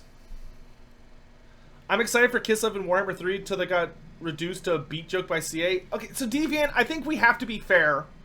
The Kislev roster, how many actual bear units does it have? There's one elite bear cav unit. There's a chariot with 2 variants, so if you really want to stretch, we can count that as 2. And then there is a cannon pulled by bears. That's it. It's not that bad. Like, it's really not that bad. There are more cavalry units on horses than there are on bears. The only thing they added to Kislev that made me roll my eyes was that they allow the Ice Witches and the Ice Maidens to ride bears. I think that is literally the only place they went too far. Everything else, I personally think, is just fine. The old war wagons look better. I honestly think the bears are fine with the war wagons because it makes them look different from Empire war wagons. Because I think if honestly, I'm being totally serious. I think if you had left them on the, I think if you had just left them with the, like horses pulling them, like at that point, like if anything, when it comes to the war wagons, the only part where I'm like, okay, they might have gone too far in a few places was like the ice sled part. Like, okay, maybe the war wagon should have had wheels to make it a little bit grounded. But, like, I don't really care. I would have preferred... let me read y'all a passage. Here, y'all like me reading. Let me tell you about what should have been the Ice Switch mount, like the unique Ice Switch mount, and what should have... And Katerin absolutely should have been on her sled. Katerin should have been on her sled and, pulling it should have been the following creature. I want to introduce y'all to a creature. Well, I gotta pull out my documents. So listen to this. Listen to this. This is what should have been pulling her sled, and this should have been the creature that Ice Witches could take as a unique mount. Are y'all ready? Let me get to the proper page. Here we go. Nope, that's not the right page at all. Where was I? Magic. Nope. Where's my damn beastier? Here we are. Let me introduce you to the Indrika. So, Indrika, or Indrika, wherever you want to pronounce it, are creatures found in the snow-covered mountains of the northeast. They resemble large, wide horses covered in thick, shaggy hair with very large feet. Their widespread hooves let them walk on the thick snow and balance on rough mountains, but they also have another stranger function. Indrika can rear up and bring both front legs down hard, creating powerful vibrations. At the same time, this creature opens up its massive chest and throat and expels a deep baritone call. The combined effect of the vibrations, the call, and the echoing effect of the valleys below means this bellow can be heard more than 20 miles away. and Dryka use this to communicate and also cause avalanches. They are intelligent enough to realize small avalanches at regular intervals prevent larger ones that would destroy the trees from which they get the mosses and lichen they feed upon. Thus, they are seen by the Ungol tribes as caretakers of the mountains and their fellow creatures. When frightened or angered, however, they can also use their voices to cause terrible destruction. So they have a deafening bellow ability, they can cause avalanches, and obviously they can stomp on your face. But, like, they're big horses! Big horses that cause cause avalanches. That's awesome!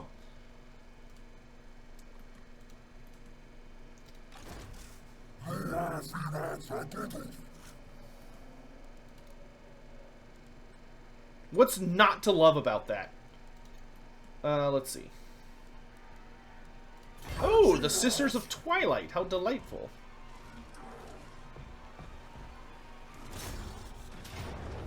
Hello, ladies. And you've got Ariel with you. I'm gonna eat good. CA should have given the Ice Witches ice sleds made out of magical ice to be similar to the fairy tale of a Snow Queen. Yes, I do think Katarine should get her sled. Honest to God. I do think that Katarine should get her ice sled. I don't know if all Ice Witches should get it. I think I'd prefer it to be a unique mount for Katarine, as she is like the Snow Queen. But I do hope they add that as free LC or DLC in the future.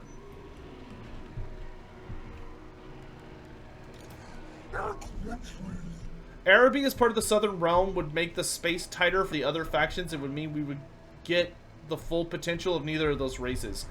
Mydros, here's the problem.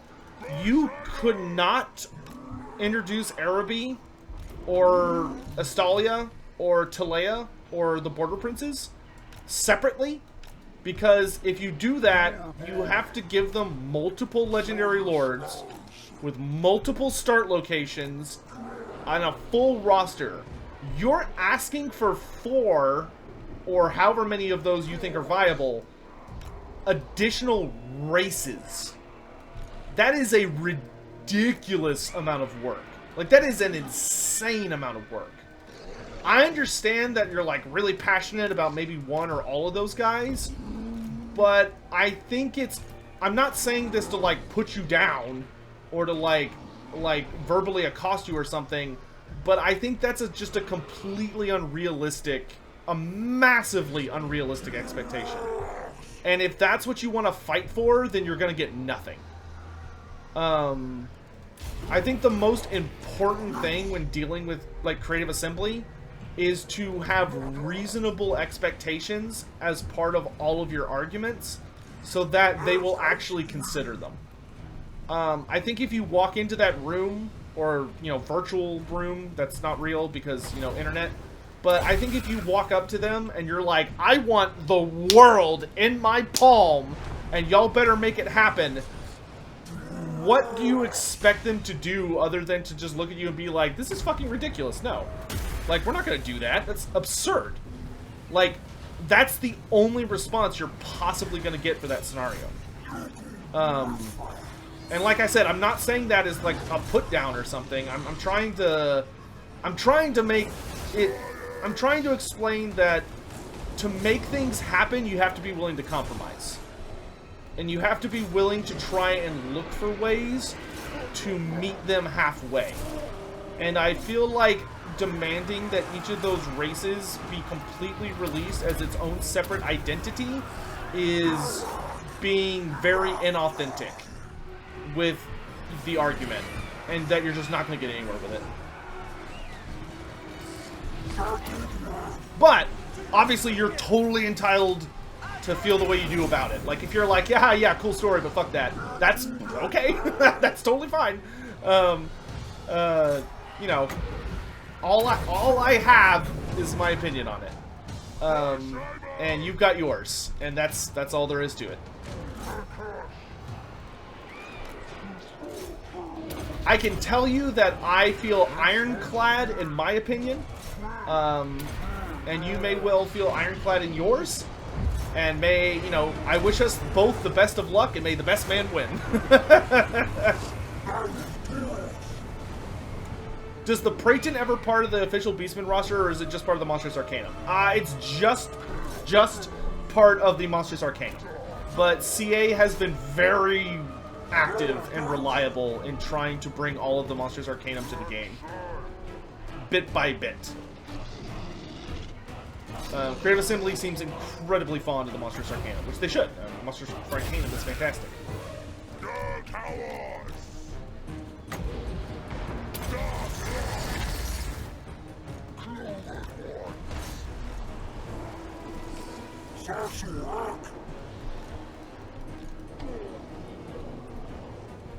I imagine the Praeton had an iridescent warpstone glow to the artwork. I don't think they glow, but that would look cool. What monsters should come to the Beastmen or units that are still left? I think the only thing I would still do for the Beastmen is, I mean, more characters is always good. Like, I really want them to get Slug Tongue as a legendary hero. And I also really want them to get... I want Slug Tongue as a legendary hero. And I want Moonclaw as a legendary hero. I also would very much like... Ungroll Thorhorn, maybe as a legendary hero of some kind. Ghorros Warhoof I want as a legendary lord. I think Ghorros Warhoof should absolutely be a legendary lord. And then for units, I would very much like to get the Mono God Beastmen that they seem to be introducing in Game 3. So, like, give us the Cornitars as a free LC unit for the Beastmen. So, like, maybe there's a special building you can build that unlocks the God-specific high-tier units. So let us get the Cornitars and whatever the other three are going to be. Also, I would say give the Beastmen the Praeton, the Basilisk, and the Cockatrice. What does a Praeton bring that a Manticore doesn't? A Praeton is different from a Manticore in that it is notably stronger and faster. It's also much more heavily armored due to its scaly skin system. Of course, it brings a very unique flavor. It's a very unique looking design. Twilight Extinguished. I forget what that does. Ooh, 20% casualty replenishment for lords. That's sexy. Make Taurux heal up real good. Why am I a floating head? Why not be a floating head? I'm just... I don't... Because I need to do laundry. And this is actually one of my favorite shirts. It is a super comfortable shirt. But unfortunately, it also happens to be the exact same color as my green screen.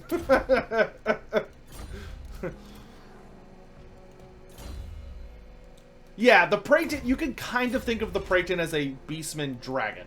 Yeah. It is a tier above a Manticore. Oh, this is Skaven. Come on, how have I not earned a Rampage yet? Let me Rampage! Yes! Rampage! Here we go, chat! Let's take the ward save this time. No. Let's take the magic this time. Yeah. Should Beastmen be able to recruit Dragon Ogres? I think at this point, no.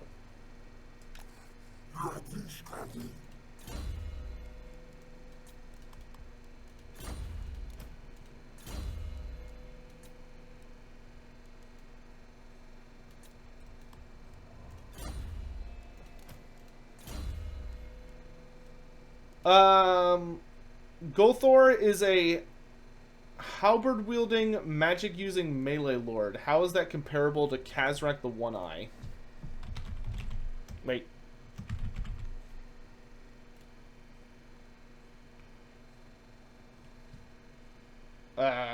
This button... This button... This button...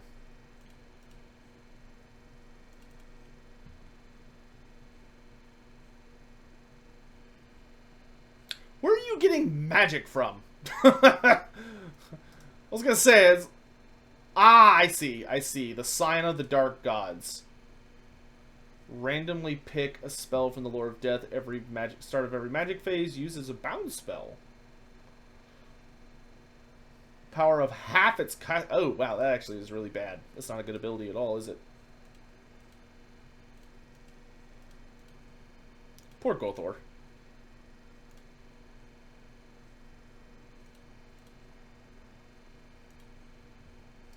I wouldn't call Gothor a wizard.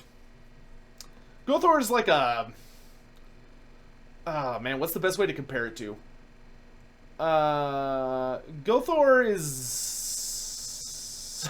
like... He has the ability to, like, fart out a spell, but... I would not call Gothor... I think calling Gothor a wizard is super not correct. He's not a wizard. He has the ability... They would, like, if they ever put Gothor in the game, which could totally happen, Gothor would be like a... I think at best, they would give him... Like, he would definitely have that kind of ability, but it would just be like, hey, he can cast Spirit Leech for free. Or something like that. He would not be a wizard. But how does he have a lot of overlap with Khazrak? Because they're both melee beast lords. That can ride a chariot. They were not at all overlapping in fantasy, but in Total War, I can definitely see the argument. And I also would argue that there is a considerable amount of overlap between the two designs in the way that they would be interpreted.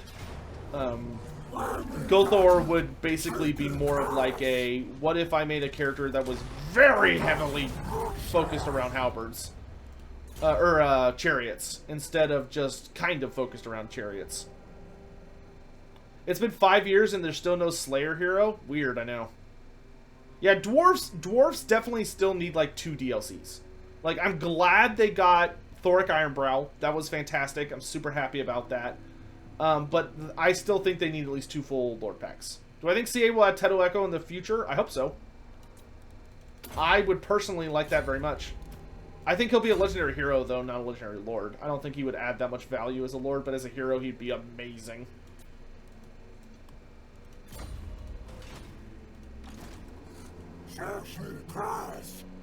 Jabberslaith! Alright, I really want to get to the Witchwood and smash it, but I guess the best way to do that would be to go down.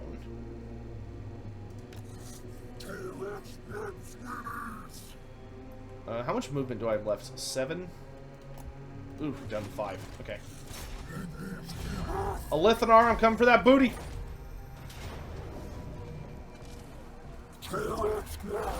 That is acceptable losses. Ooh, nice. We got a Savage Rampage going.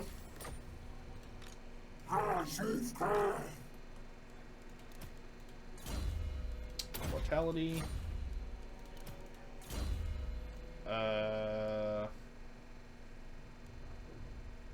Gouge Tusks. Find the secret animation. I will probably have to do that off stream, because that's probably just gonna be a lot of testing in like a like one-on-one battles. That's probably not something I'm gonna be doing on stream. Because fishing and animation is very boring, in my opinion. Are there any new settlements in the new update? Not really, no. We do not fear death. Well, then have fun dying. Or no, that's... my favorite answer to that quote is, like, saying someone's, like, not afraid or, like, not afraid of death is then you will die braver than most. That's a great damn line. What is the gimmick of a cockatrice and a basilisk? A cockatrice is a flying monster that is... you know, decent in a fight. It's got okay combat stats. It's able to throw its weight around. But what it really gets strong progress for is its gaze attack. It has the ability to basically look at you and petrify you. So it has a terrifying petrification ability that allows it to gaze into your soul and to mess you up real bad. But on top of that, actually, you know what? Woo, excuse me, goodness. It's been a long time since I've read their profile. Let me pull it out.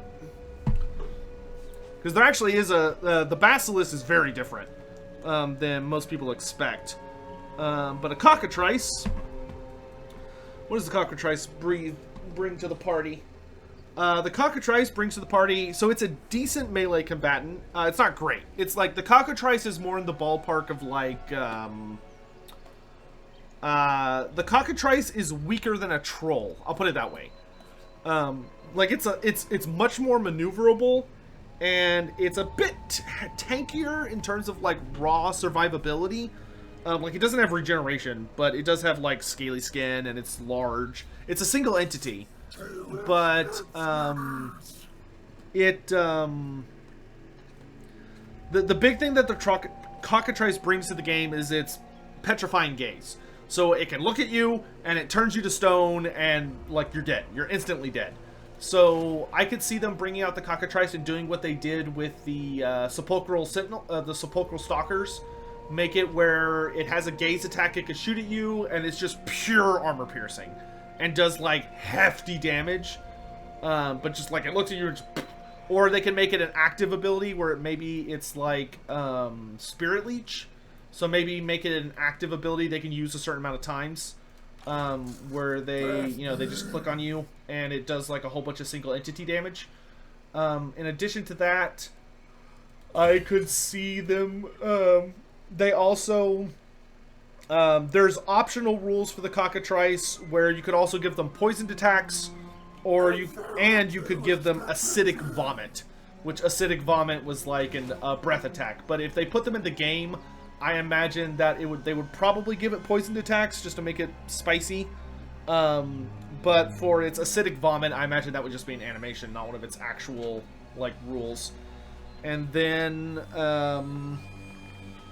the cockatrice, on the other hand, or sorry, that was the cockatrice. But so like a flying monster that's not that great in melee combat, but it's decent. You know, it's strong enough to mess up a wizard. And it's strong enough to like mess up light cavalry or medium tier infantry, but it's not going to be like winning fights against heavy infantry or fighter lords. The Basilisk, on the other hand, is very spooky. If I can find his page. B for Basilisk. Except for they didn't organize this by spelling, which would have made life a lot easier for me. But, you know, when has CA ever made, or Games Workshop ever made anything easy for me? God damn it. It's a Chimera. Exalted Greater Demons. Does this have the Basilisk?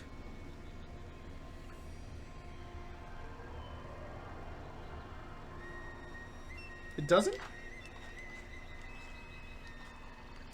Was the Basilisk in the Monstrous Arcanum? Ugh. Come here, book. Yeah. Am I wearing a green t-shirt? No, I'm just... This is just the way I look. Let's see.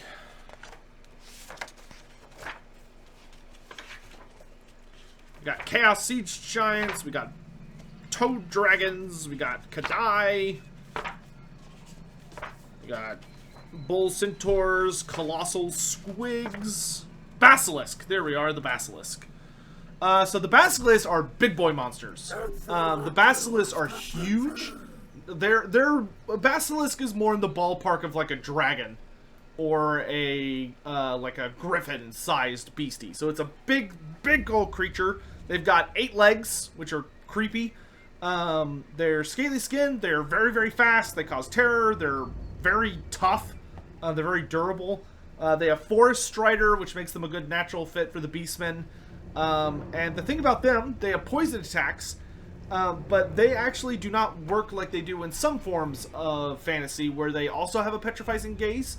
In Warhammer Fantasy, they interpreted them differently, and they have something called a maleficent gaze. So the maleficent gaze is basically when a basilisk looks at you, it is able to focus so much malice and hate on you that it literally kills you. It just turns you into sludge. So what happens is when a basilisk turns its gaze on something, it literally causes your skin to start blistering, all of the metal to start like slothing away, and it literally flays you alive by looking at you. So yeah, a basilisk can just turn you into a puddle of goo by staring at you angrily enough, which makes them super deadly. So, you know, I would probably interpret that as a really devastating shooting attack or a really, really strong active ability. But the basilisk also is such a evil son of a bitch that it has something called the aura of vitriol. And the aura of vitriol is that the basilisk is such a corruptive presence. It is such a unnatural creature of chaos that it causes everything around it to just constantly degrade. And like taint and fall apart. So, it's so deadly to be around that if you try and attack it, it literally can, like, the aura it has around it can literally cause your weapons to just start dissolving away into ash in your hands. You really don't want to fight this thing. So the aura of vitriol is essentially a situation that makes it where the longer... Let's see. First turn... Okay, so basically the basilisk has an aura that causes damage, and it literally causes you to just fall apart and degrade away. And it the longer you are close to the basilisk, the worse it gets. So it is literally an aura of death that the longer you're in it, the more damage you're gonna take. Shoot it? Yes, shooting the basilisk is the preferable way to kill it. But also, fighting a basilisk at range can be really hard, because the thing is, if you're fighting a basilisk at range, it has a much easier time seeing you and using its gaze to kill you.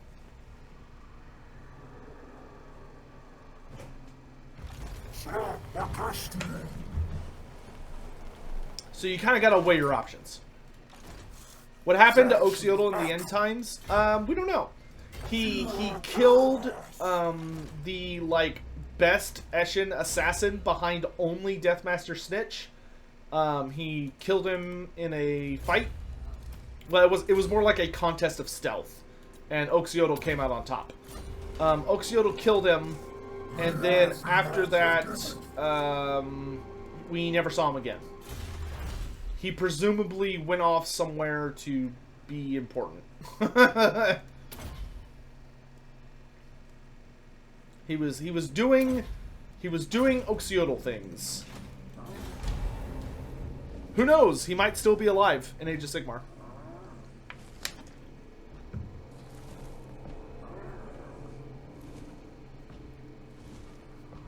What monsters from the Monsters Arcanum book can get monogod races at launch? What monsters from the Monsters Arcanum book could show up in the monogod races? From the Monsters Arcanum specifically? Not a lot. Honestly. There's a good bit of Nurgle stuff in here. There's quite a bit of Nurgle in here. I don't think there's anything for the other ones, though. Like, there's the Toad Dragon, which you could absolutely give to the Monsters Arcanum was a expansion to the Storm of Magic, essentially. But, like, the Monsters are, the Storm of Magic has a number of things that they're going to use. Like, the Exalted Greater Demons. The Exalted Greater Demons that are the Lord version of the Greater Demons, for those races. That is ripped straight from, that's ripped directly from the Storm of Magic. The Storm of Magic introduced the concept of Exalted Greater Demons. Rampage bar 3 times! What do I want this time? Give me... Yeah, give me more Minotaurs. Cheaper. I love that. Love that one. Classic.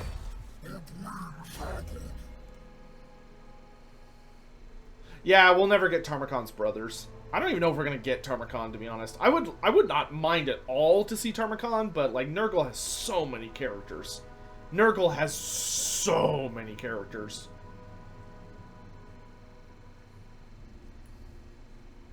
Who's the worst bloodthirster and why is it Kabanda? Because Kabanda is a little bitch, that's why. Every time Kabanda shows up, he loses. He just gets his ass kicked by freaking Blood Angels like a nerd. Khorne, I cannot imagine Khorne is anything but ashamed of Kabanda.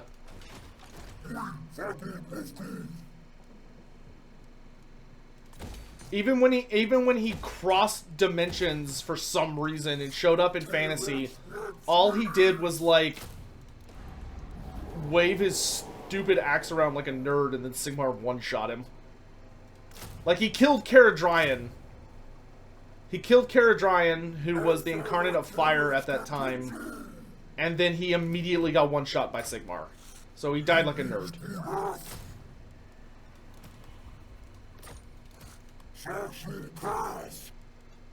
Give me poison hounds. Now that's an army. What do I know about the canceled book, The Third Battle of Blackfire Pass? We know, well, being the third battle of Blackfire Pass, it was going to feature the Empire versus Greenskins. I believe it was going to have a new profile for Karl Franz. It was going to have a new model and profile for Marius Leitdorf. We also knew it was going to drastically focus on the armies of Reichland, which would have, and Averland, and add new stuff for them, which would have been super sexy. Also, it's where the Troll Hag comes from. That expansion is what introduced the Troll Hag as like a concept. Oh yeah, let me get a Wargore who's just gonna like run around and... Oh, but I could get a Wargore that gives me 10% weapon strength for all my boys. Oh, okay. I mean, that's really tempting. Oh, man.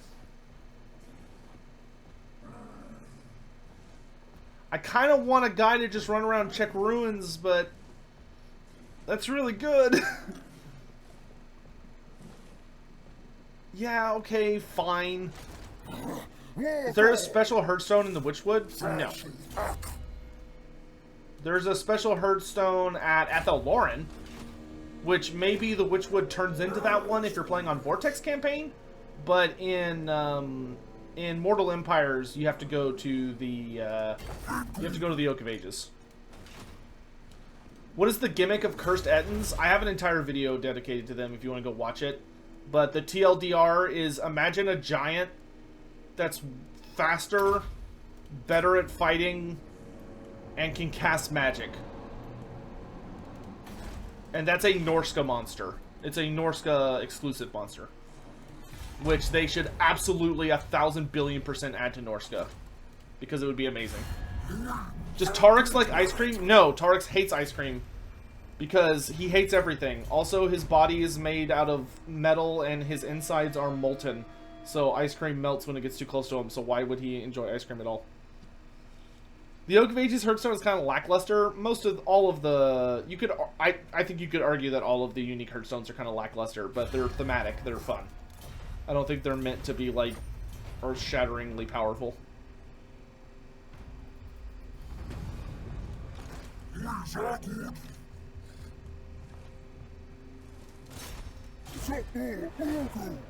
I'm sure he'd calm down if he could taste it. I don't know, dude. Like, melted hot ice cream is pretty disgusting. I think he would, like, think about eating it or, like, touch it or something and realize how sticky it is, and then he would, like, just go into a rampage again.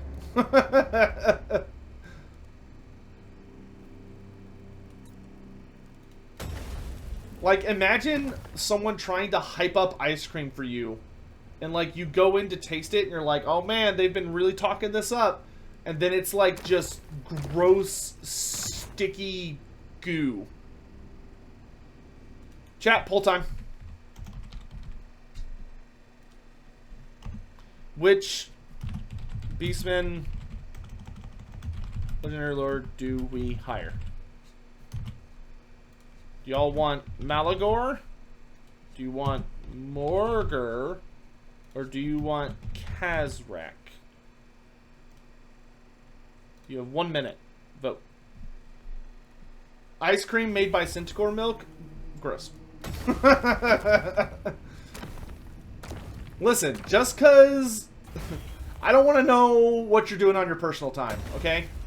You keep that to yourself. Damn kids these days. Oversharing all that nasty shit.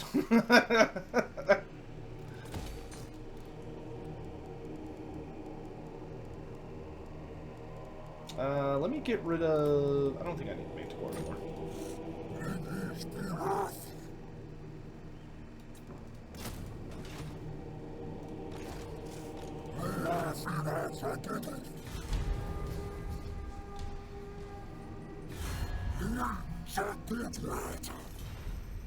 You want a peace treaty, Malekith? Fine.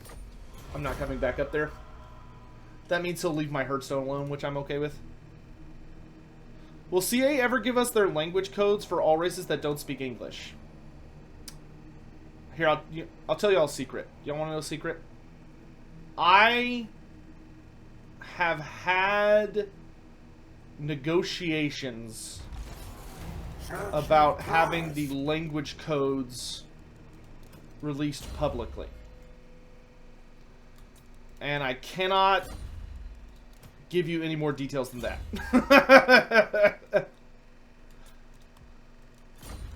I have to leave it there.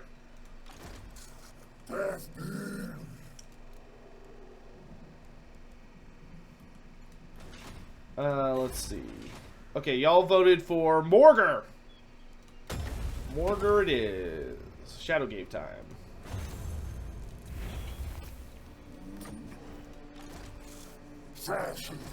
Get out here, you big goof.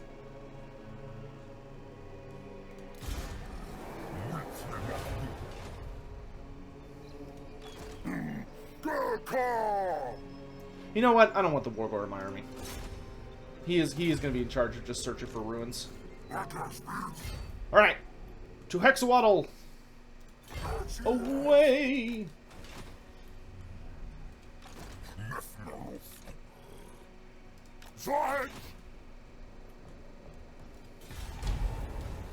Can I show the Morgur skill tree? Yes, just a minute.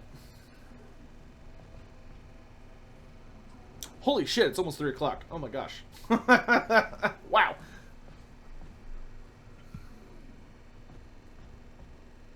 What do I think the Dawizar's reaction would be if they saw Taurux? They would probably want to capture him really, really badly. And many of them would probably heavily argue that he is some kind of aspect of Hashit, or is at least blessed by Hashit. It would be a whole thing. But I don't think Taurux would tolerate them very long. I think they would be very appreciative of Taurux's gifts.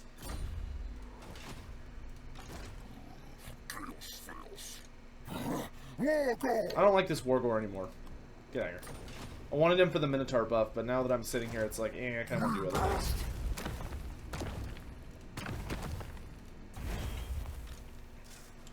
Or I'll spit out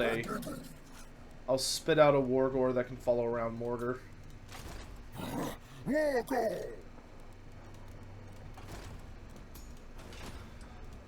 Alright, so Morgur, his new stuff. I do have a video about it that's actually time-stamped. If you want to go to the YouTube channel, I have a video that's called, like, all changes, or all free LC changes, with the Silence of the Fury, that really goes over this in detail. But I'll just briefly show it. The big things that change for Morgur is he gives Primal Fury to every unit in his army, instead of just, like, Gors, Ungors, and Bestigors, so it lets your Chaos Spawn and stuff have Primal Fury. Abstraction of Tzeentch gives your Chaos Spawn regen, and also makes it where the Chaos Spawn resurrect dead models. Melee defense and weapon strength for Centaurs, Chaos Spawn, and Jabberslythe. Also, it makes the Jabberslythe Auras of Madness ability stronger. Force for Change gives you whenever Morgur is in raid stance, his raid stance causes attrition damage to everyone in the same region. And this makes it cause even more damage, plus he gets more income from raiding. Herald of Corruption gives you 15% additional campaign movement and more Chaos Corruption. And then Profane Blessings, for each point you have, it gives you an ancillary that buffs something in your army. For Morgur, all 3 of his gives him a mark of a different Chaos God. He gets a mark for Tzeentch, a mark for Nurgle, and a mark for Khorne. I think Nurgle gives regen, Tzeentch gives invisibility, and Slaanesh gives the Discourage effect? Or maybe like speed or something? And then Touch of Corruption changes your poison out for Touch of Corruption, which deals damage over time instead of just debuffs. Then his other big thing is his character traits. Shadowgave gives him a new passive called the Aura Vile Transmutation, or Transmutation, which in campaign only, Morgur does not have this in multiplayer, but in campaign, Morgur deals damage over time, as long as he's in close combat, to everyone within 40 meters, all enemies. So Morgur has a drain effect, which is fucking ridiculous. It makes him insanely hilarious. His raid stance is super powered. He gives 20% magic resistance to his whole army. His army is immune to all forms of Wood Elf attrition, and he gives Chaos Corruption. Oh yeah, you're right. It's not in combat. Right. It's just passive. Just passive drain, which is hilarious. Okay. Ooh, more of these here. Alright, chat. I think that's actually going to be a good place to stop. My voice is really tired, and I need to take a break because I need to eat food, because I have a Age of Sigmar game coming up in about an hour or so. So, I appreciate you all joining me here today. I hope you all had a lot of fun. Just checking out all the new content and stuff. I am going to do a raid. Oh god, there's so many options to raid.